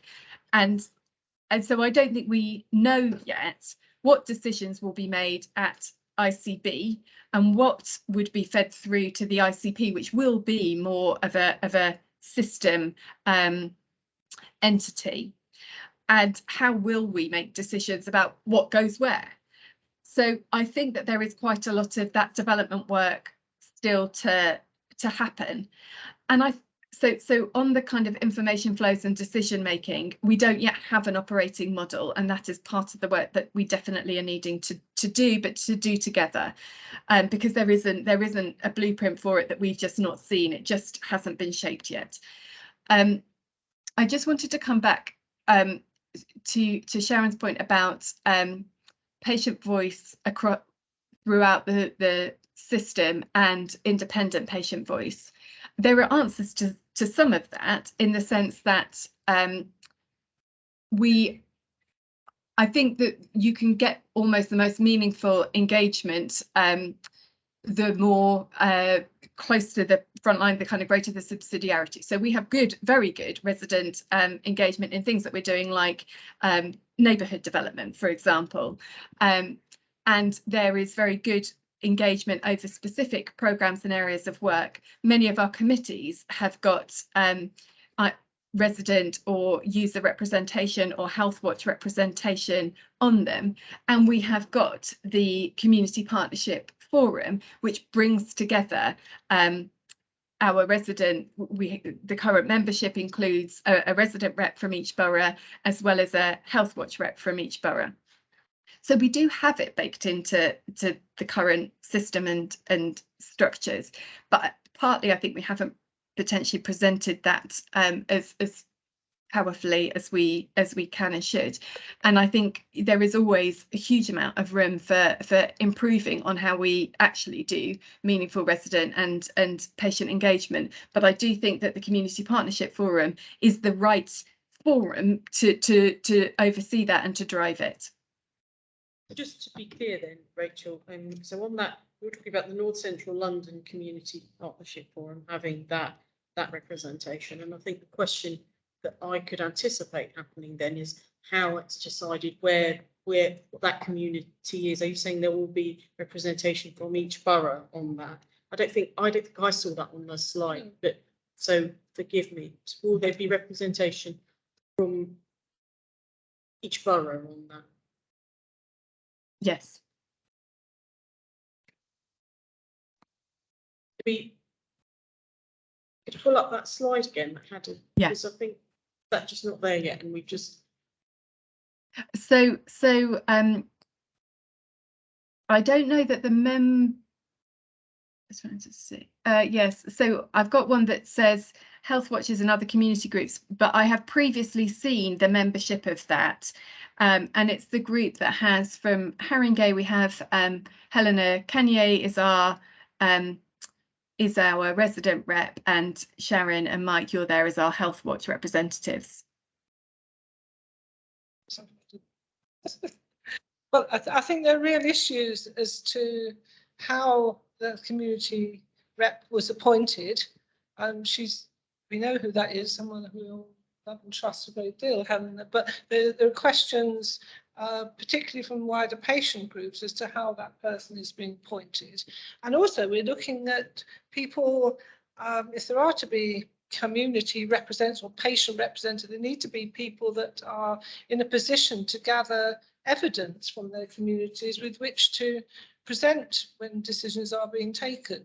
And I think, I mean, you or I could go along as a community rep, but unless you are attached to something like Health Watch or something else which enables you to gather evidence in support of your views, which could just be personal views, you're not really able to represent the sort of patient lobby, as it were, or the patient interests.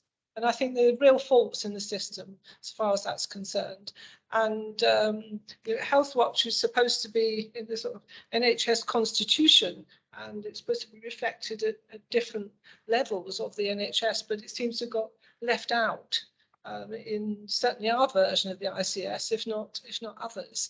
And it's unfortunate that the Health Watch system, it basically runs at a borough level, is now not going to be in a position to be very influential now that we've got this sort of sub-regional system. And I'm not paid by Haringey to go and represent anyone but Haringey, basically. And someone needs to be able to represent all the health watchers in North Central London. So, but anyway, we've made these points on many occasions, but it does seem to me to be very odd that decisions are being made large amounts of money very often. That's what these bodies are doing. And there isn't a space for the patient, the considered patient view to be part at the table in these conversations. There's not much room for local authority. Well, I mean, I was going to say that. I was going to come back, and so I'm still a little perplexed. I know we shouldn't spend too much time on this particular, but I'm struggling on it a little, because I thought I saw on your slide that there's on the Community Partnership Forum, there is a councillor from one of the NCL boroughs. And I think there's a lot of discussion to take place about the comfort of then, so we would then be in a space where we'd have a councillor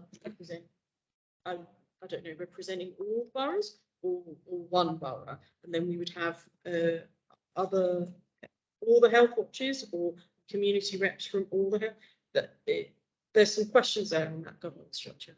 I don't know, Rachel, if you have the answer, and when maybe this meeting on Monday is a space to have that conversation. I don't know. So I just want to be clear about the two different groups. So the Integrated Care Board is essentially taking on the role and responsibility that the CCG has had so it's a system group and it's not a primary care commissioning type of group like the CCG was, but its responsibility is the allocation of the NHS budget and ensuring that we are planning NHS services. So we haven't previously had any council representation on that NHS allocation body, and we now have one council representative, and it's not that person is not there to represent, they're not there to represent whatever borough they're from, they are there to give a council perspective, in the same way as the GPs who are part of that board aren't there to represent a specific borough. They are there as the voice of a primary care perspective, and they take corporate responsibility. So that is the Integrated Care Board, and that its statutory function is around allocation of NHS resource, different to the Integrated Care Partnership Board, on which we haven't yet determined the membership, so I couldn't make commitments on it, but the precursor to that had every individual council represented, the leader and the chief exec, and that is a system-wide strategy setting, outcome focused partnership board, and it will be a joint committee between the Integrated Care Board and local authorities. Again, lots to be worked out, and part of the reason, and I apologise for not sharing these slides, is because they're quite hot off the press. But sorry, would you mind, Rachel, just putting up, so you had a slide that had the, because I thought we were talking about the, I'm a bit more confused now than I was a minute ago. I thought we were talking about the NCL Community Partnership Forum, and you had there was a structure, there were already membership, there was already membership there. So okay. if we, and I know this is tricky, Rachel, because you're just getting the info now too, so I'm acknowledging that as well. But I just want to be really clear. So that after this slide, we had something that showed the membership of the North Central London Community Partnership, or unless I've misunderstood. So this is the Health and Care Partnership. I think this is the one that you're talking about. Is that right? Okay. There was another one. There was like a table with independent members. And yes. If you keep going onward, that makes sense. So this is where this is the Integrated Care Board. Yeah. This is the. But okay. So just to remember where that sits. This is the body that has taken on the statutory. Yeah. Yeah. So this is the one with just one lead member, understood, with just one councillor. But when you were talking earlier about where Health Watch and these community reps were sitting, they're sitting on that NCL Community Partnership Forum. Exactly. Is that right? Exactly. Which has on it each Health Watch and a community representative, which, as Sharon is saying, as that forum becomes formalised, as we move through our development as an integrated care system, we may well want to think about how that the appointment, the process for it, and how we really ensure excellent representation on it, and expertise on it.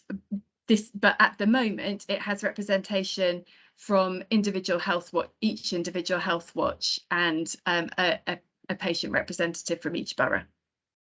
Understood. Okay, so now I think I understand.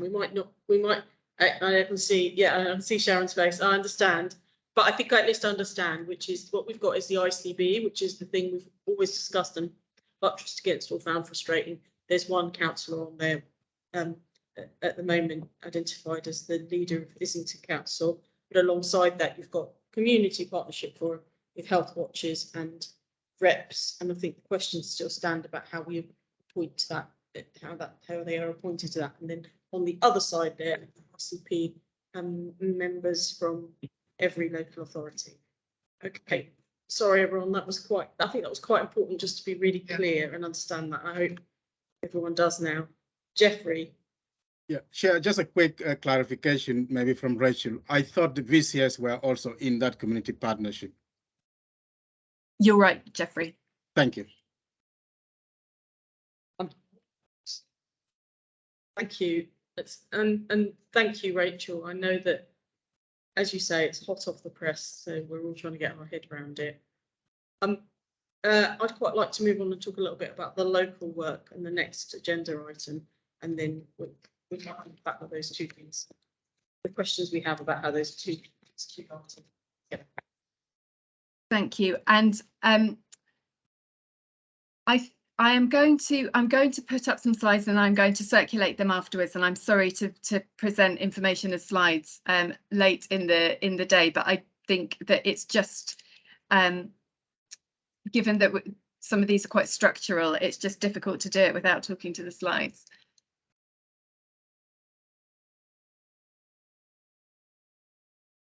And again, what I've done with these slides is to move straight into the things that are quite tangible and for action at the moment, because I am assuming that a lot of the content about the rationale for why we want to work together at Place and how we want to work together at Place, we've been covering a lot of that through the seminar series that runs parallel to the Health and Wellbeing Board. So what we know is that by spring next year, we should be adopting a leadership and governance model with a single point of accountability across health and care. That this Place leadership will be accountable for delivering a shared plan and outcomes for Place, and we'll do that through local partnership. And it will be underpinned by pooled or aligned resources, although we have a longer lead-in time for that, given the complexity of it. I wanted just to note that we are awaiting guidance on the delivery of the white paper, so we don't yet have that. So many of the details around how we move into a place-based governance, in particular, are still not confirmed, and we expect that in summer. But obviously, we need to see, and it may be that is delayed somewhat by the national political situation at the moment.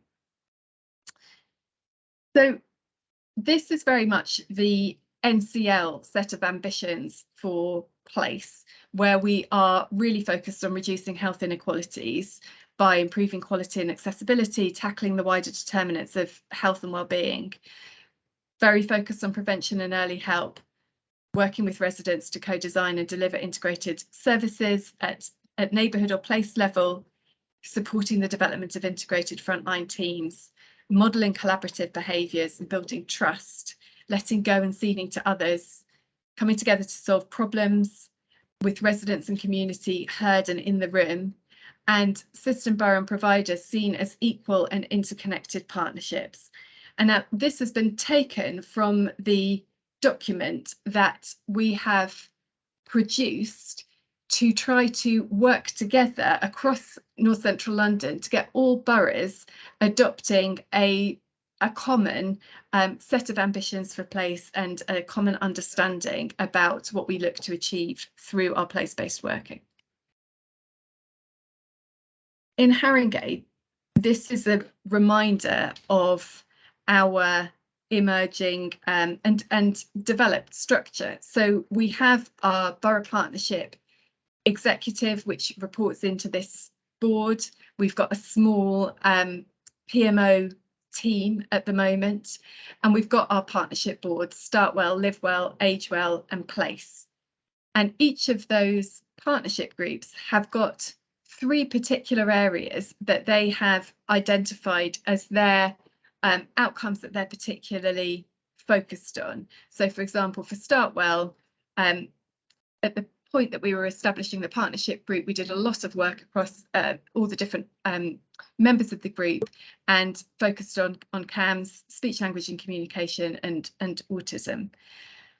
And then we have got enabling groups that are in various different stages of their maturity, but that sit and underpin and run throughout our different partnership organisations. So in terms of where we're at with our borough partnership in Haringey, we have been taking forward the priorities that we've identified through our seminars. So we did quite a lot of work around what were some of our priorities. And just to give examples, people will remember that we really wanted to have a focus on workforce and what was the value that we could add by greater collaborative working at borough level on our health and care workforce, and particularly recruitment. And we received an update on that at the last Borough Partnership Executive. And we also wanted to explore the links with housing and how do we, what are the real areas of interdependency between health and housing. And out of that, I think, came some emerging areas where we could make some fairly rapid gains, and in particular around things like thinking about how we get better at expediting discharges from hospital by creating potentially a bit more of a collaborative funding arrangement so that decisions can be made in advance of funding being allocated. Some very practical types of suggestions. We've got a set of schemes that we've put forward through the NCL Inequalities Fund, and we are progressing all of those schemes. So people will remember that Haringey received time limited but quite substantial funding around that, and our Place Board receives very regular updates on how those schemes are progressing. And we've got a lot of work on our neighbourhood development. So, for example, a big meeting earlier this week around Wood Green and what would an integrated healthcare hub in Wood Green, how would it work? Some great ideas and real openness to being very innovative and different in thinking about an integrated health and care hub, and lots of work going on as well around North Tottenham and around use of Northumberland Park Resource Centre and how that facilitates and enables our integrated multi-agency approach. And Startwell, Live Well and Age Well are progressing on their key deliverables. Across North Central London, as I alluded to before, there's a lot of work that's going on to try to get agreement across boroughs and between sort of people who work at borough level and system level on the role and function of place. There's a lot of work also going on around outcomes, the outcomes framework. So I talked before about how the Integrated Care Partnership will hold this outcomes framework and really check that as a system we're improving on our key outcome indicators, and the public health teams have been coming together to develop that outcomes framework. We're now moving into our next steps across boroughs, so starting to think a bit more about the development of the job description and the role of the accountable officer.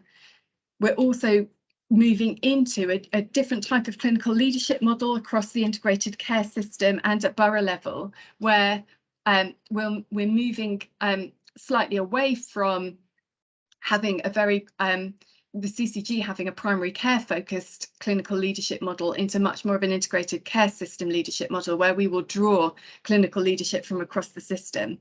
And we're starting to think about branding and identity within the integrated care system and also at borough level. And we've had some of these conversations before about do we have things like a website at borough level? If so, what goes on the website? How do we frame our borough identity, and particularly in relation to the integrated care system? And there are some functions that are starting to be proposed through this work as being the core functions within a borough partnership.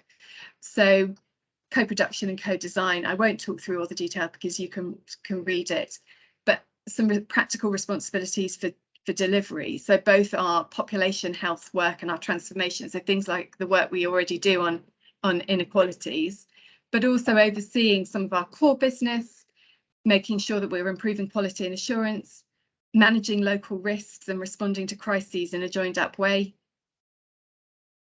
In terms of how we work, again, we want to bring together our transformation capacity over time and have a shared set of financial duties. So things like identifying and delivering efficiency across our borough-wide system, transparency of budgets and spend, again, across our borough, and steering use of investment to support priorities and drive improvements, and overseeing our transformation programmes. In terms of outputs, we will publish a local plan, which will include a core set of actions and deliverables. So this is my last slide, and just to say there is no change in the legislation to the roles and responsibilities of the Health and Wellbeing Board, and no necessary change to scrutiny arrangements. And one of the things we're talking to scrutiny about tomorrow is what's the role of scrutiny in oversight of the borough partnership. Thank you. Thanks, Rachel. Could we see those slides? Could we? Yes, Yes, I think there's absolutely. just in I the will chat, circulate all of them. I think that would be really useful, Rachel. Thank you. Yeah. Do you have any other questions?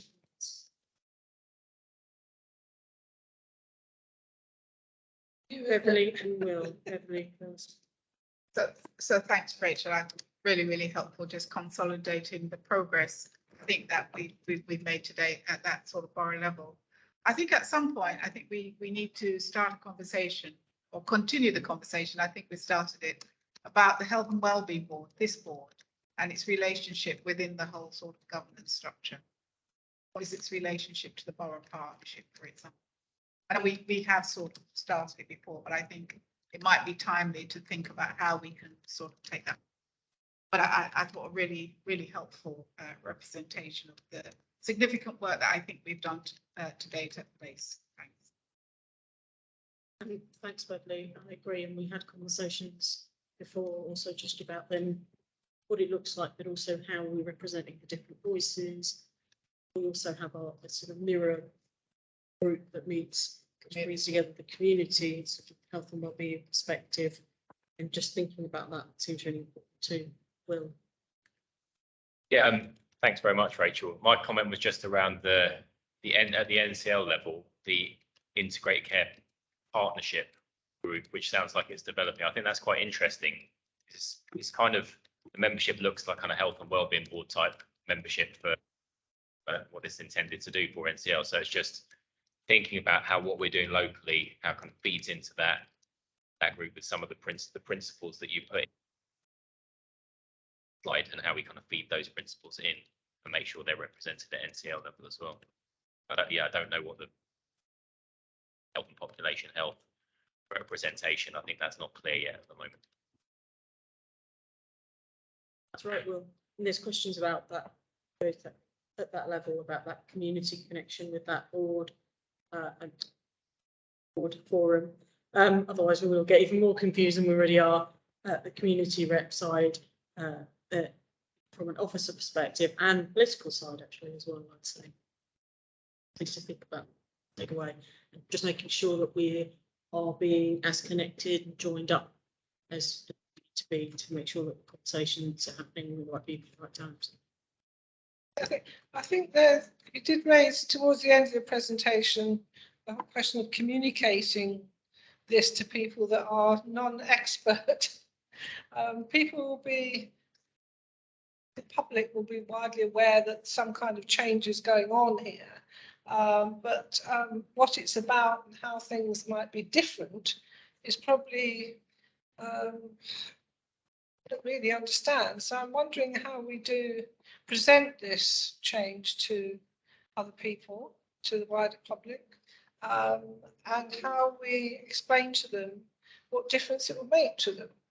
Because I mean, personally, I'm not quite clear yet. I can see some administrative changes, but in terms of how this will make things better, I think people are yet to understand what the aim will be and what it will look like if it really works. So I think there's some work to do on the comm side. And I think we've said that before, haven't we? And I feel like it really needs a kind of workshop and session in and of itself, isn't it? I suppose I could be, I could stir the pot a little and say, I've just had an email in my inbox that tells me that if a resident has trouble with their GP, they need to go directly to NHS England. And I thought that was a really interesting piece, which I might discuss with HealthWatch later. And I think that to me is a really interesting example of what that might mean for our local work, local residents' needs, and and about relationships and challenges and all sorts. So in that small thing is a quite a whole heap of questions there. I think we'll have to answer, I suppose, around relationships and managing our work together with residents. Not expecting a comment necessarily. So I know the case you're talking about, and I think that there is also a sort of technical and contractual process in relation to primary care and their lists. So I think that we probably can't read too much into that particular case, although I do know exactly where you're coming from on it.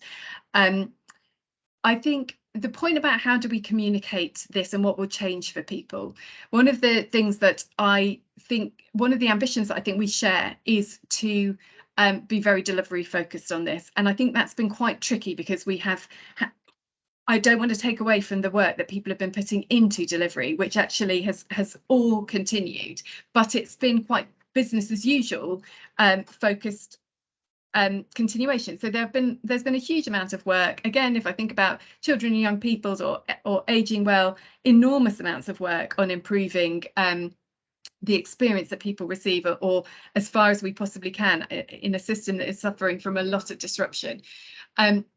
As a borough partnership, I think if we are going to focus our energy on really making significant changes as a system, you've got to be very targeted in your approach towards that. So one of the things that I'm hoping that we will move into over the next couple of months is identifying a single transformation focus for each of our partnership boards or groups that can really bring people together so that we can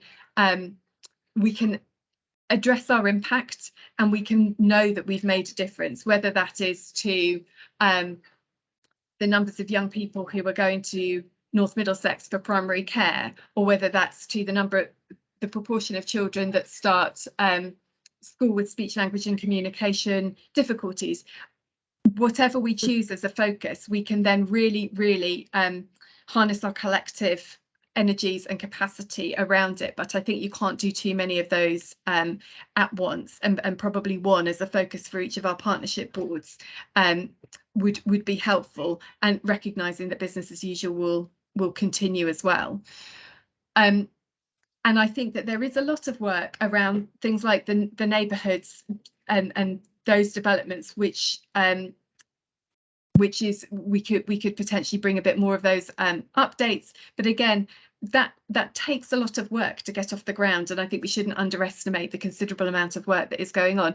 I would only really want us to put on the website things that matter to people. So it's those sorts of areas of delivery focus, because I don't think anybody's interested in what's the structure that sort of sits behind it. But interestingly, we have got a really good we've got quite a good behind the scenes shared workplace, online shared workspace, which starts to give us a bit of a clue of what we've got something to go from when we want to put something in more of the public space and domain. And I just quickly wanted to come back on Will's point about the ICP being a bit like having some of the function of a health and wellbeing board within our system, and I think that's quite interesting, because we might then end up thinking, how do we use potentially our health and wellbeing board to really kind of steer our focus on the outcomes that we're trying to focus on to contribute towards that NCL kind of outcome framework.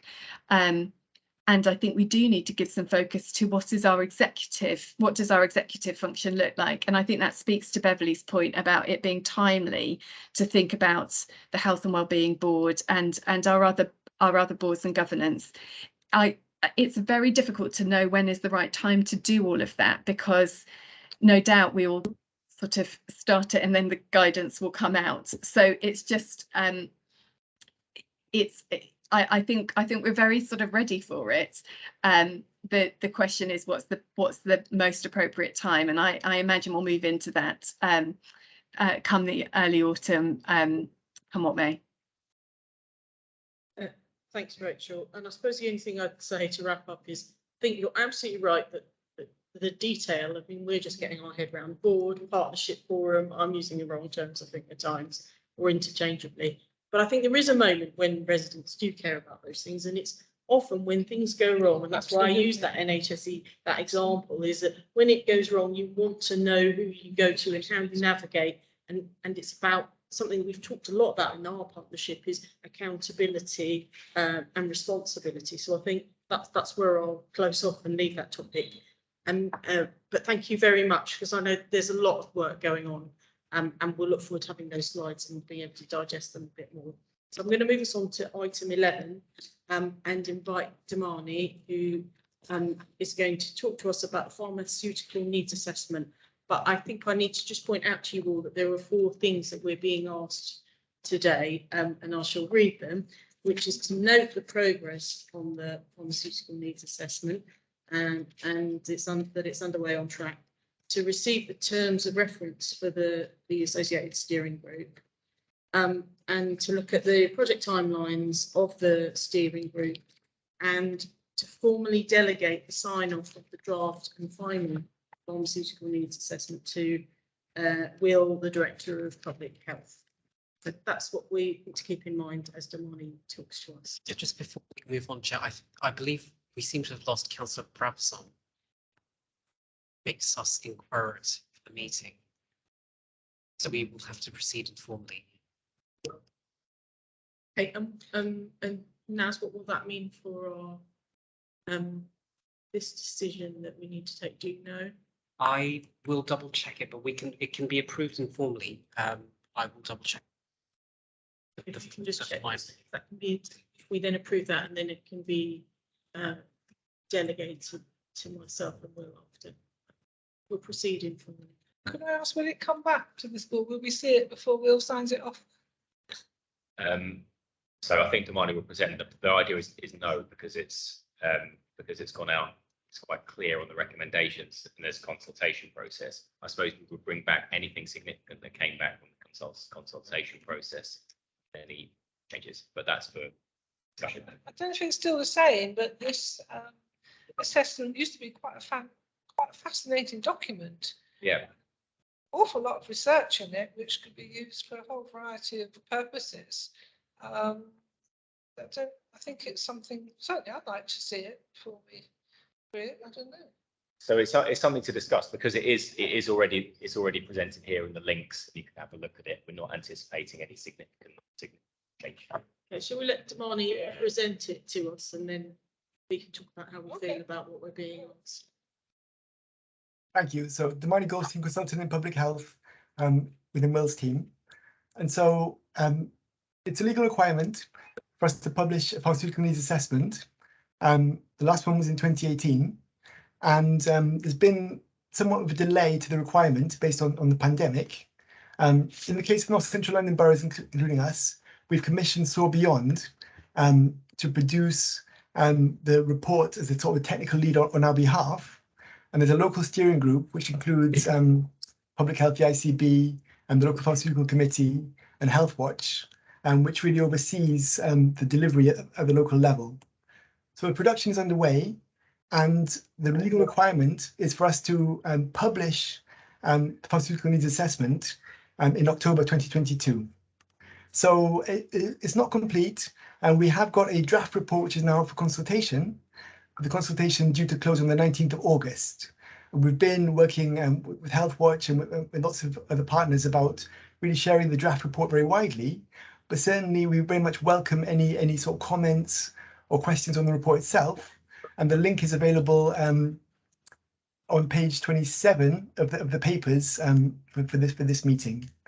And so I'm going to talk a little bit about what the process and what's been found so far, and then the questions which Councillor Dasnev has asked about what we requested from the Health and Wellbeing Board. So what I'll do to give you a bit of an understanding about what's in there, we also have opportunity, of course, to read the full report, is I'll just present a little summary we put together on the major aspects of it. Let's see.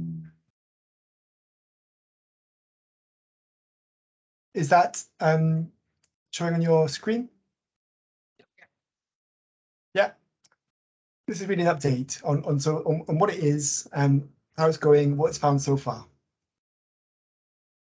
So it's a requirement for us to do one. It's not so much that we had a view that there was a real issue or lack of services, particularly in Haringey as opposed to other places. It's also not the case that we have suddenly additional resources to change or increase the pharmaceutical provision that we commission in Haringey. It's used to identify any gaps in services, Sharon was saying, and also any improvements that could be made. It's also a formal requirement if somebody wants to apply to deliver pharmacy services in Haringey, they've got to show how the application meets a need or a gap that's been identified in the pharmaceutical needs assessment. And there's a consultation process as part of it. There was a consultation with residents that was used to try and inform this draft report. 147 residents responded, and we have a breakdown by demographics and inequalities characteristics as well as part of that. So that forms part of this report. And there's also the consultation on the draft report itself. As well as that, in terms of the process, all of the pharmacists are contacted to give their view on the services and describe what services they offer. And also the local pharmaceutical committee and the commissioners at the CCG at that point, and Public Health and NHS England Improvement are also consulted with to try and understand the current provision. Then there's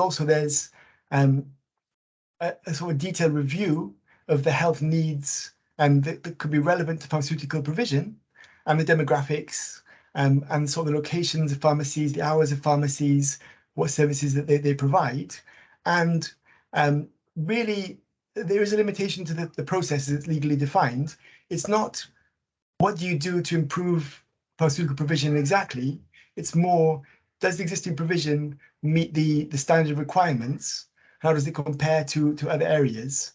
And then the option is there, and obviously that's what we would plan to do, is to look at what other opportunities there are and how do we take advantage of those. But the core process is really a quite narrowly defined legal one in terms of the requirement of understanding what pharmaceutical provision looks like, in terms of things like opening hours, travel times to pharmacies, what services are provided, are essential services being provided. Pharmacy services, this is some of the services we're talking about. So dispensing, the sale, and providing advice to the public on medicines and receiving waste medicines. One of the issues we found was that, so certainly services, very familiar to sort of most people in terms of residents, but there are some more specialized services people may not know about. So one of the recommendations that came through was that there needs to be better promotion of pharmacy services beyond things like the dispensing of where you get a prescription from. Because in the public consultation, lots of people didn't necessarily know what the range of things you can get from your local pharmacist. And that maybe is an opportunity because pharmacists are really just right there on the high street.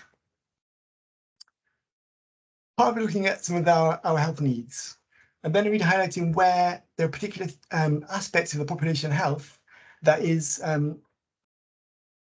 worse than comparable areas in the country or in comparable areas, and trying to say, well, is there opportunities for pharmacies to play a greater role in any of these areas? So early death hepatitis C-related liver disease, higher prevalence cardiovascular disease. Also, there's a really important inequalities dimension to that, in that there's a very visible unequal impact of cardiovascular disease on people of Black ethnicity, for example. And what you're sort of very familiar with about higher obesity rates, for example, among children. So the question then is to look at not just what is the provision and what is the population, including how the population might be changing over time with planned housing growth, for example, but also what the health needs are. And is there any sort of mapping that we can do between what pharmacy services are provided and what health needs that there may be? Just going to move really along.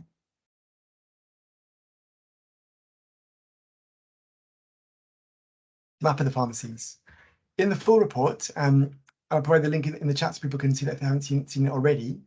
There's also analysis of this type about looking at the pharmacies, looking at the travel times to the pharmacies, the coverage of the opening hours, coverage at sort of out of hours, so in evenings, and also on Saturdays and Sundays.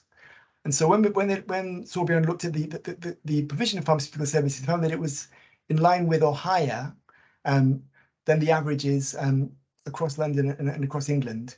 So they didn't identify any gaps in terms of pharmaceutical service provision in any particular areas in comparison to the sort of the national picture or even the London picture.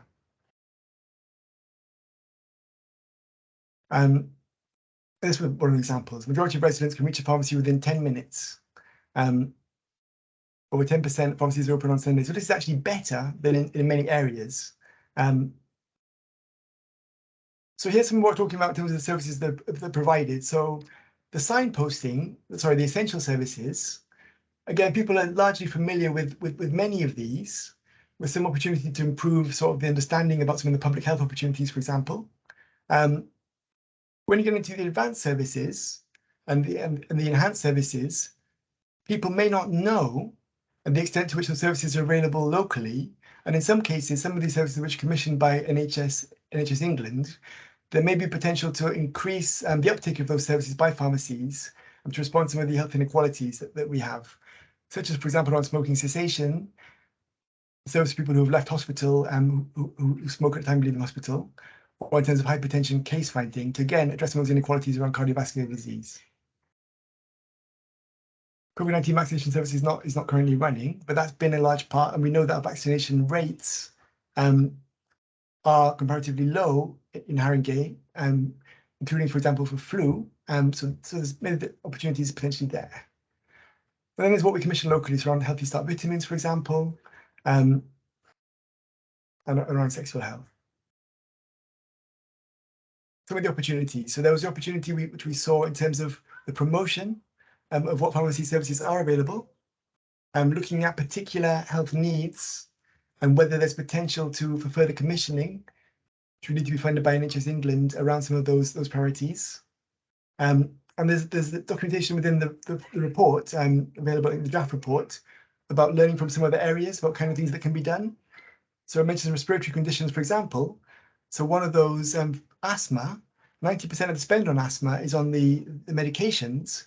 But in some areas of the country, but not in Haringey, and as far as I understand it, there's in Greater Manchester, for example, there's quite a lot of work on how do you use inhalers correctly as a way of making sure that not just people have the medications, but that they're using them accurately, which then sort of reduces their risk. In public consultation, generally positive in terms of the feedback. People got what they were looking for from the pharmacy based on their own health needs and understanding of how pharmacies could help them. They had a regular pharmacy they could visit, they could get to it. It was open at a day and a time when they needed to go. In the full report as well, they've got more detailed mapping of where those services are. These were some of the conclusions that came through from the report. So it didn't identify any gaps based on essential services or based on the national requirements in terms of the number of pharmacies or what they provide. There were sufficient pharmacies, and there weren't any gaps either looking at housing and population growth projections for saying, okay, well, there would need to be on this basis, there would need to be a new pharmacy in Wood Green based on the home building that's going to be going on. There wasn't that case based on the data that was shared. The needs assessment can be updated. There are significant changes in the future during the next 3-year period, which is the sort of period that the assessments cover. So that's it in terms of conclusion. But there are, I'm going to exit this. I'm going to stop sharing my screen. Thanks, Damani. And then there are just a little bit more detail just before people come in with questions about some of those future opportunities I wanted to share with you. Just gonna look at it.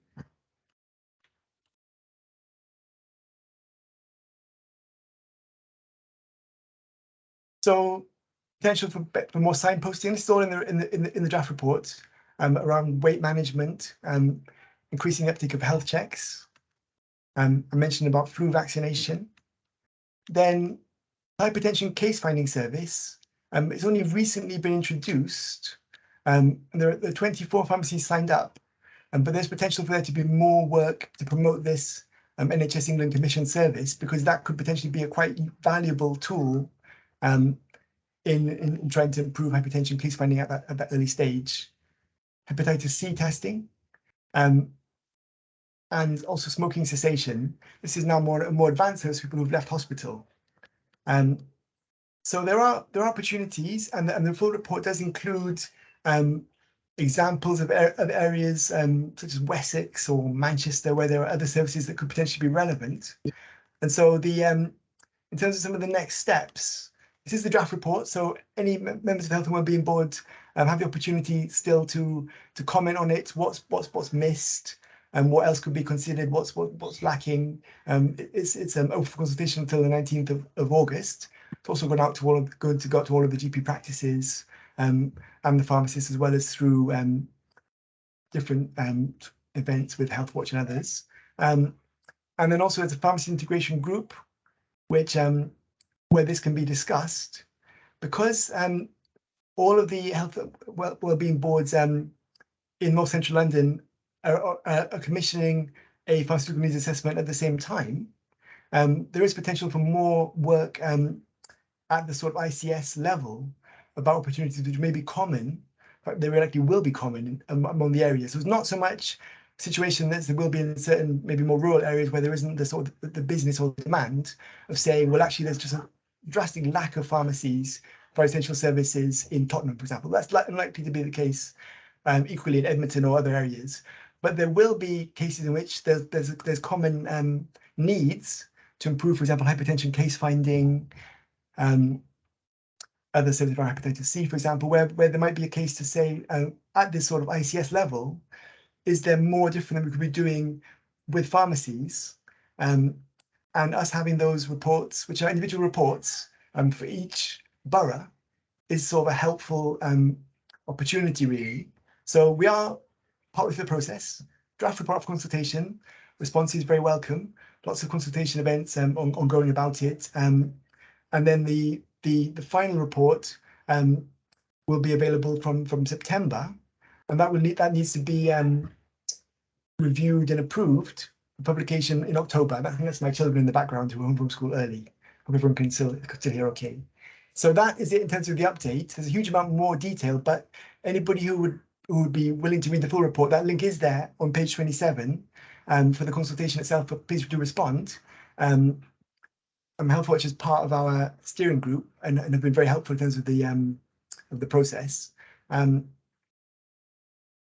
But this is where we are really. And so in terms of the general way that it operates in Health and Wellbeing boards, it is usual for there to be a delegation of authority for sign off to the Director of Public Health working with the lead council member, just because a lot of the process is helpful for us to inform our future plans. So it's a resource for us in the longer term over the 3-year period. But it's not entirely independent in terms of we can say we're not happy with the amount of pharmacies there are in Tottenham, because there are certain requirements on what's provided and comparisons that are made, if that makes sense. That does make sense to me. Thank you. I can see Peter wants to come in. And then what I'm going to suggest is that we'll let Peter come in, and then I'm going to suggest that we've got the opportunity there to look at that draft, and that we commit to all of us looking and feeding back online, because I think that, and we can feed back to Will and Damani directly. That would be my suggestion. Peter. Chair, apologies for being late. I was in the clinical advisory group, and sorry, just to explain, I'm acting as interim clinical lead for Haringey in the ICB until the end of September.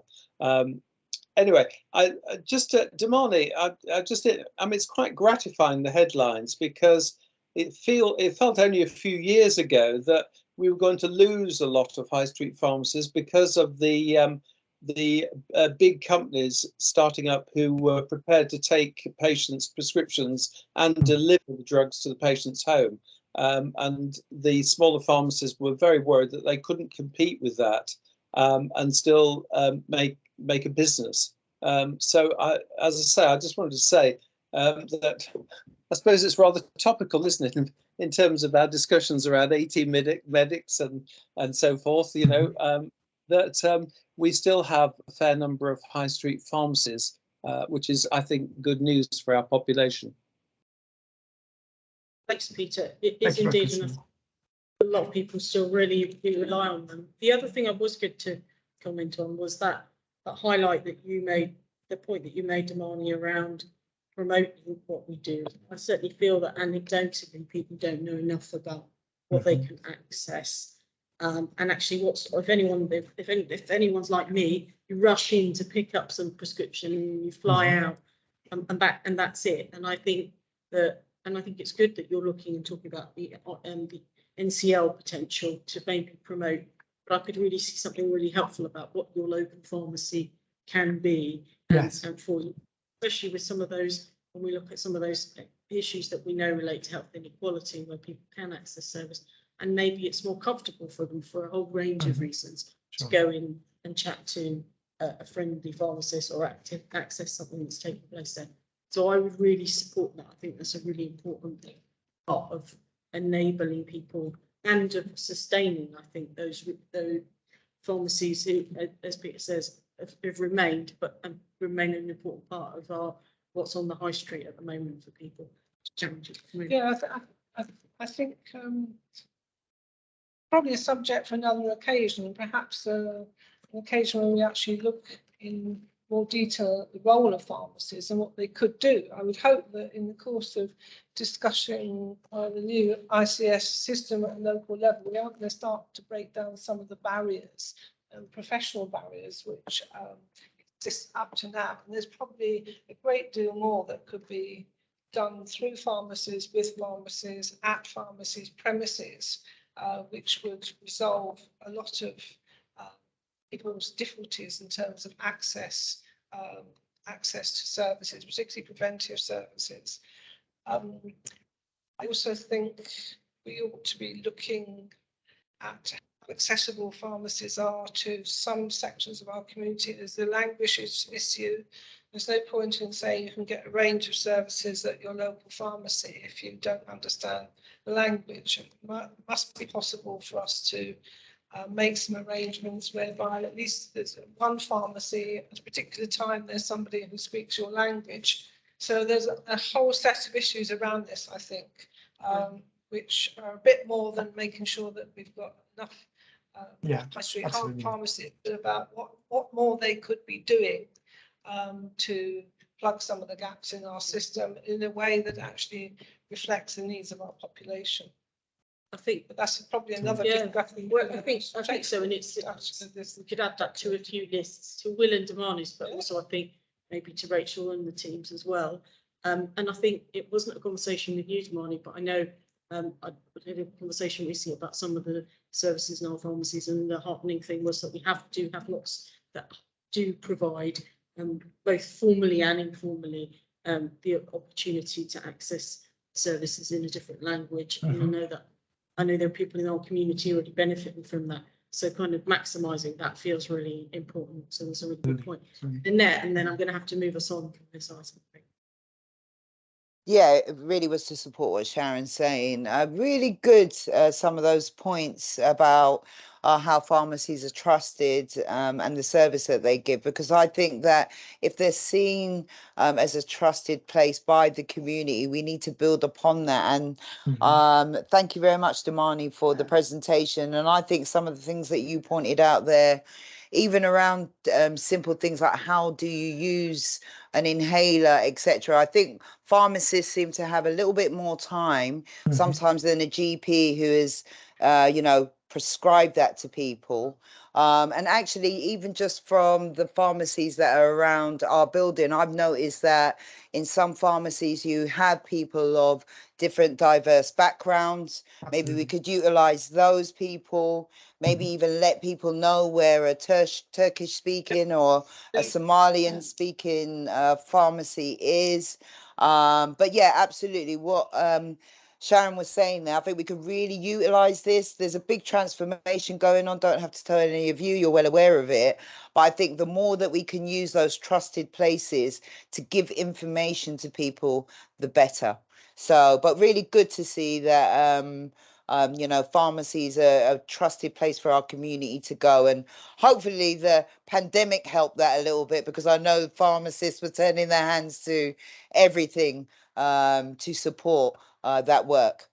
And that's the same point about the promoting people understanding about what languages the pharmacists speak. We did that a lot during the COVID vaccination campaign, about saying to people that if you want to go to get vaccinated at a pharmacy and you only speak Turkish, then the Turkish link workers would know these are the pharmacists who speak Turkish, and you can chat to. So those are really important, but I don't think we do enough to communicate either more generally about what pharmacy can do.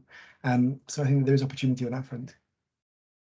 Yeah, and I think there's a question for us about how we use it, extending that a bit as a tool for sort of campaigning and extending things. It's never too late on vaccination for COVID and anything else for that matter. So there are questions there, aren't there? But I was really heartened, as I said, have a conversation to hear that people are accessing pharmacies in that way. It's just we could formalise that a little bit more, because at the moment I think it's when your friend tells you that you can go there and someone can speak to you. Actually, we could help that and that could be part of the offer. But I'm going to move us on. I'm going to say, please do read that full document and feedback to Will and Damani on any further points. But onwards to item 12. Jeffrey, are you going to introduce this item? I work to tackle racism and inequalities in Harringay. Thank you. Christina's here as well. Tina, welcome. Yes, I think Christina's just come in as well. So she's going to start off, and then I'll come in a bit later, Chair, if that's okay. Thank you. Thank you. Thanks, everyone.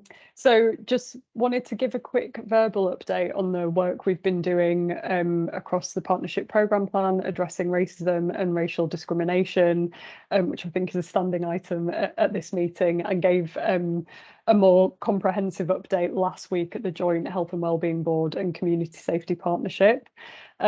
So I think since Charlotte last would have brought an update here, we have started a process of doing some theory of change work across the plan. So we had initial workshops in our last coordinating group meeting back in May. And really that's with a view to reviewing all the higher level objectives we're working towards across the plan, and also making sure that the action we're taking actually is working to achieve those objectives. So we had a really interesting and useful session this afternoon with Lynette and one of the superintendents from our local police, facilitated by our policy and strategy team. Just making sure that we have the right high level objective, as I said, that's at the right level. So what we discussed for that theme, just to give an example, was working towards improving trust and confidence in local policing among our ethnic minority communities, and then fitting into the kind of the objectives that will need to happen underneath that to make that happen.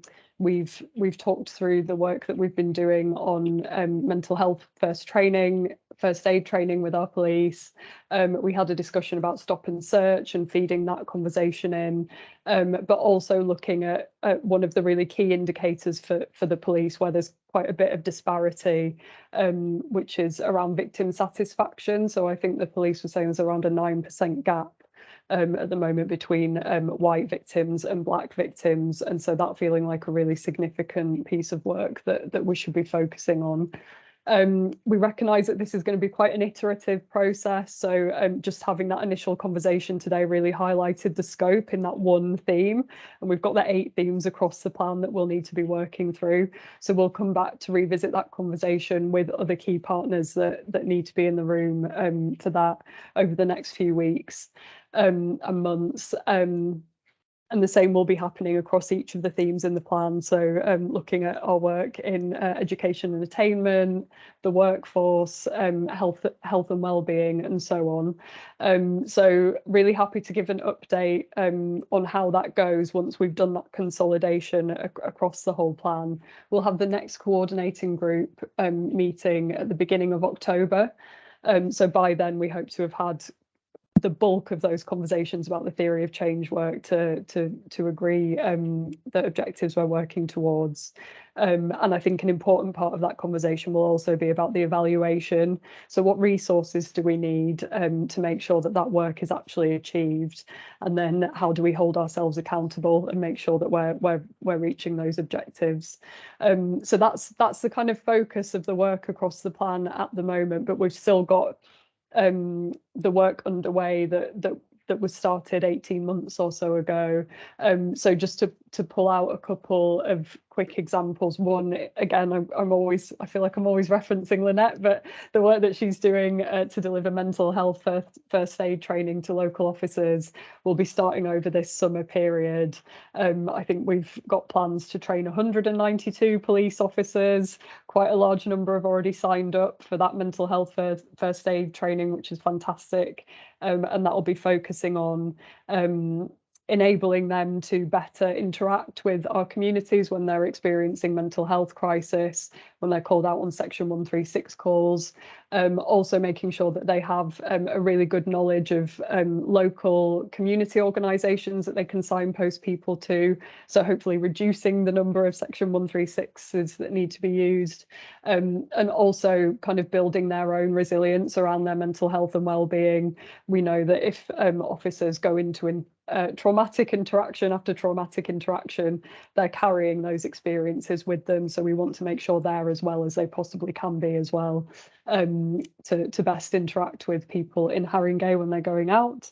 And then if I could, I'd like to hand over to Jeffrey, just to give an update on another piece of work that I think is really relevant to this Health and Wellbeing Board around the racial equity and health and care group that's recently been established. Thank you, Christina, and thanks, Lynette, by inference there. Okay, so I think I referenced this earlier on about this racial equity in health and social care. So I just want to spend a couple of minutes just on this, really, which is part of, if you remember, is part of the wider group. You know, there's something about addressing racism, and within that, there are different strands, really, around policy development. There's educational attainment, culture, all of that stuff, community safety. One of those is health and well-being. So we're trying to take this forward under this work stream. And also what we're trying to do has been informed by something I referred to earlier on, which is the NHS Race Observatory report, which came out in February this year.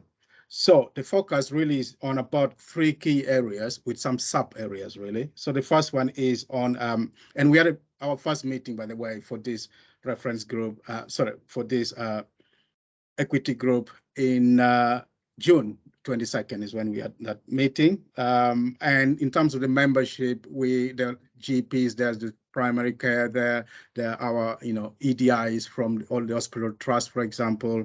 There is also public health colleagues there, and others from specific services, whether it's maternity services and things like that. So the focus is on the first and foremost on access to healthcare, including digital access. The second thing also is around workforce diversity and some of the data and the insight in that. I think that the primary area then will be really around something called Core 20 plus 5 themes, which is effectively looking at some of the most deprived areas. This is something driven by NHS England and what was NHS Improvement, whatever they're called now. And the 5 areas we're looking at to see what the racial disparity is maternity, which we've referred to earlier on. So there's something, for example, around continuity of care, making sure at least 75% of women from Black and Asian and ethnic minority communities get that. The second area is around mental health, or more specifically, severe mental illness. Making sure there's the annual checks there. That is kind of, something like 60% is what the kind of target we want to see. The third area is around chronic respiratory diseases, COPD, for example, which is another area we've been picked. And fourth, which is really important, I think, is the kind of early cancer diagnosis and the issues and the barriers that sit with that, and how do we target and reach groups so that they can take up early cancer screening, particularly at the at stage 1 or indeed stage 2, making sure there's something like 75%. And the last thing, but important also, is case finding around hypertension, really, to allow some of the interventions, around blood pressure and, some other things, preventing stroke and so forth that takes place. So the group is not, it's not an oversight group, but rather a group bringing people together, dealing with the issues more or less at a practical level, but also finding out what works, sharing information, and being like a constructive forum to try and take things forward, really. And we report to, if you remember, there's so many of these things, but we report to the coordinating group that I think Zin and I used to co-chair, but now it's with Andy. Thank you. Thanks, Jeffrey. Thanks. Sorry, could I just mention it's one back more to you, thing yes, quickly which is related to the partnership programme plan. So it kind of sits alongside it, and I know Councillor Dadson, obviously you brought this up at the last joint Community Safety Partnership and Health and Wellbeing meeting, but we have a really large, I suppose, umbrella of work going on around resettlement in Haringey at the moment as well. So there are some very specific schemes that we have funding that we're drawing down from both DLUC and the Home Office on, related to people arriving from Afghanistan and people arriving from Ukraine.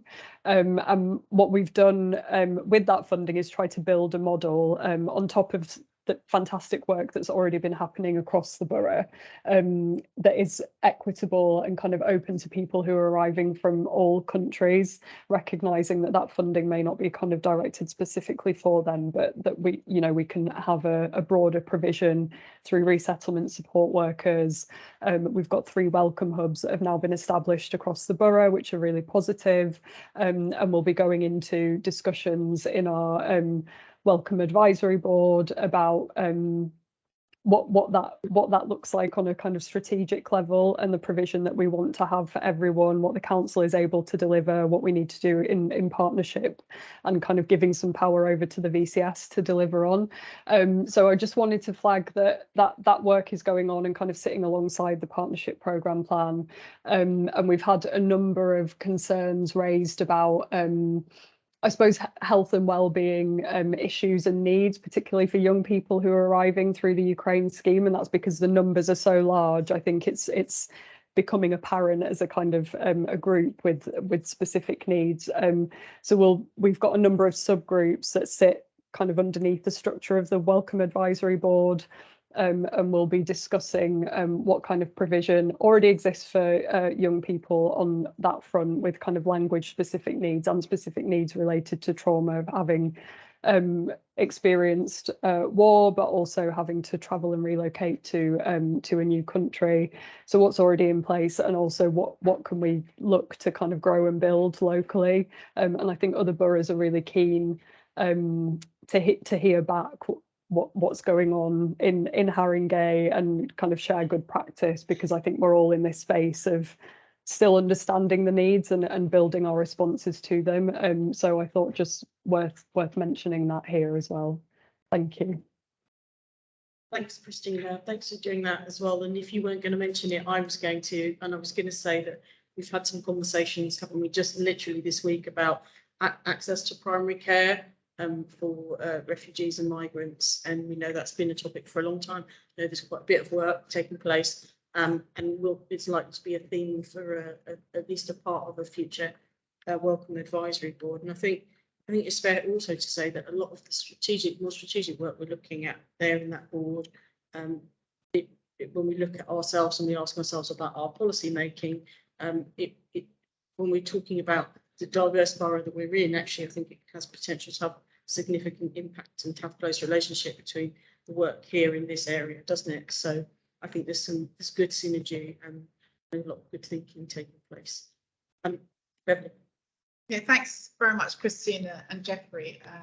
Really good progress being made. I suppose I was just interested in terms of the areas of the 5 areas kind of prioritized. They all seem to be very health focused.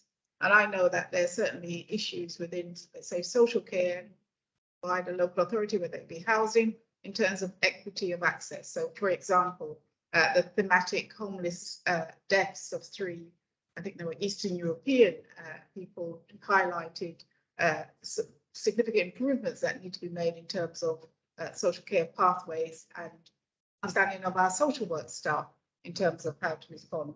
So just wondered if you can comment on how you've identified the areas for prioritization. I do know my AD, Vicky, sits on the group. It's really interested in this area, but just didn't seem to be a focus on social care or wider housing, wider local authority. Yeah. Services. So, Chair, shall I come back, try and respond to that? Okay. Yes, please. Yeah, Beverly, that's a really good question. And now that you ask it, I wonder why we didn't think of it. Yeah. So that's the short answer. The long answer is yes. I think it's been kind of influenced by the people we had around the table. And I know Vicky was there as well, but I think this is in some form of draft, and I think we should be open to add things. I think the overriding thing, though, we wanted to do was to make sure that we got a manageable work focus, I think. Yeah. But I think you make a good point, which we need to, and particularly it says racial equity in health and social care. So where's the social care? So I agree with you. Thank you. Thanks, Beverly. I think that's a good point. And I was going to say that I was really pleased to see some of those long-term conditions in there, since that's quite a topic for us at the moment as well. So I think that's important. Rachel, and then I think I want to move us on to the next item. That's okay. So I just wanted to note the point about primary care access to refugees, asylum seekers, recent migrants. We've had quite good take up within primary care of a locally commissioned service, which enables GPs to have a bit of additional resource for registering patients and for the work that is involved. And I think there is a lot of appetite for things that have been suggested through our health and wellbeing subgroup, like training on assessments of recent migrants, refugees and asylum seekers. So I think there's quite a lot of willingness, but I hear the point that we're getting still reports about people requiring proof of address and residency, etc. And so I'm really keen that I am really sort of keen that we address that with specific practices. The other thing that I wanted to just note was I think it's a really interesting and good point about cancer rates and the racial and ethnic dimension to that. I think it's very, very important. There's obviously a strategic sort of perspective on that. I also wondered about quite a practical perspective on it. We're opening the community diagnostic hub in Wood Green sort of relatively soon, hopefully. And there's just, I wondered whether we could think quite practically about how to, you might already be sort of completely on the case of it, but how do we really enable resident groups to feel like that is a service that's very, very much kind of for them? Because I know that there's evidence to suggest that CDCs pick up cancer at an earlier stage and I just think that given it's the sort of opportunity for us, we could try to kind of get it right and get it feeling locally owned from the start. I think that's a really, really strong point, actually, Rachel. We talked just a moment ago about languages in the context of pharmacies, and I feel like there's really something there about that. And actually, Damani and I were in a session quite a while ago.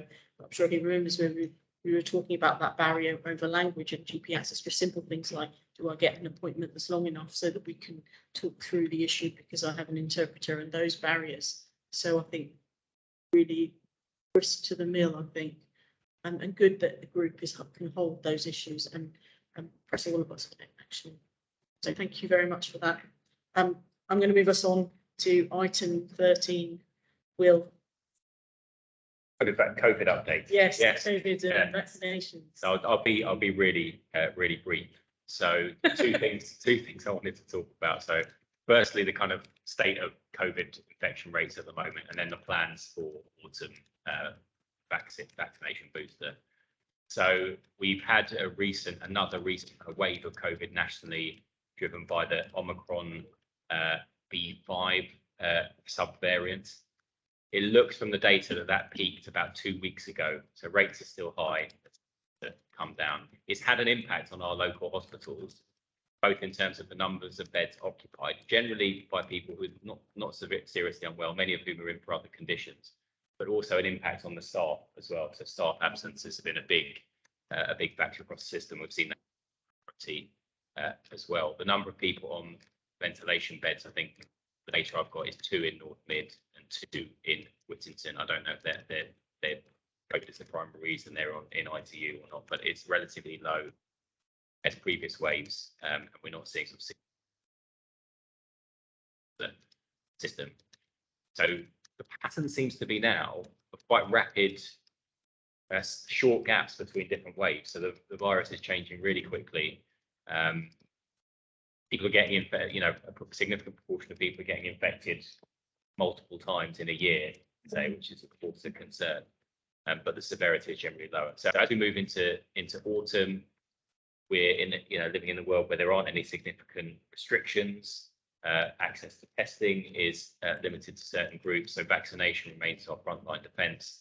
Guidance has just been released on which groups will get the vaccine, and it's over 50. Anyone over 50 and younger people with long-term conditions or health conditions as well. So there'll be lots of work going on in the NHS around mobilising that vaccination programme with an aim to December and aligned with the flu vaccination programme. Lots of work, so significant work for primary pharmacies as we come up at the end of my update. Thanks, Will. And there's a little bit of question. It kind of flips me into the next topic, which is that work programme. And one of the things that isn't there yet, but that we talked about is COVID and having Health Watch come back. And there's a bit of a question, isn't there, about repeat infections and the impact for people on that topic of in the scientific community around that, but certainly some evidence, if not only anecdotally. But thank you. Are there any questions on that? Everyone's too hot now.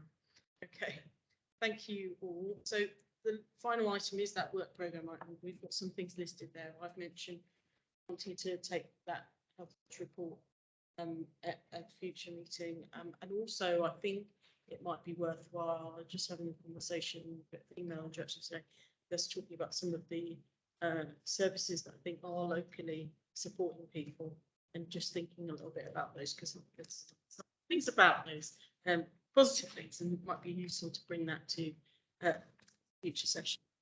But are there other suggestions there beyond what we see there and our usual items that anyone wants to contribute? We've exhausted you all. So stay in touch if you do think of other items. Our next meeting is the 21st of September, so I look forward to seeing you all then. Thank you very much for your endurance and patience. But I think we had some important conversations today. And take care, everyone. Thank you, Chair. Thank you very much. Thank you. Thank you. Chair. Bye. Bye-bye. Bye. Take care, everybody. Okay.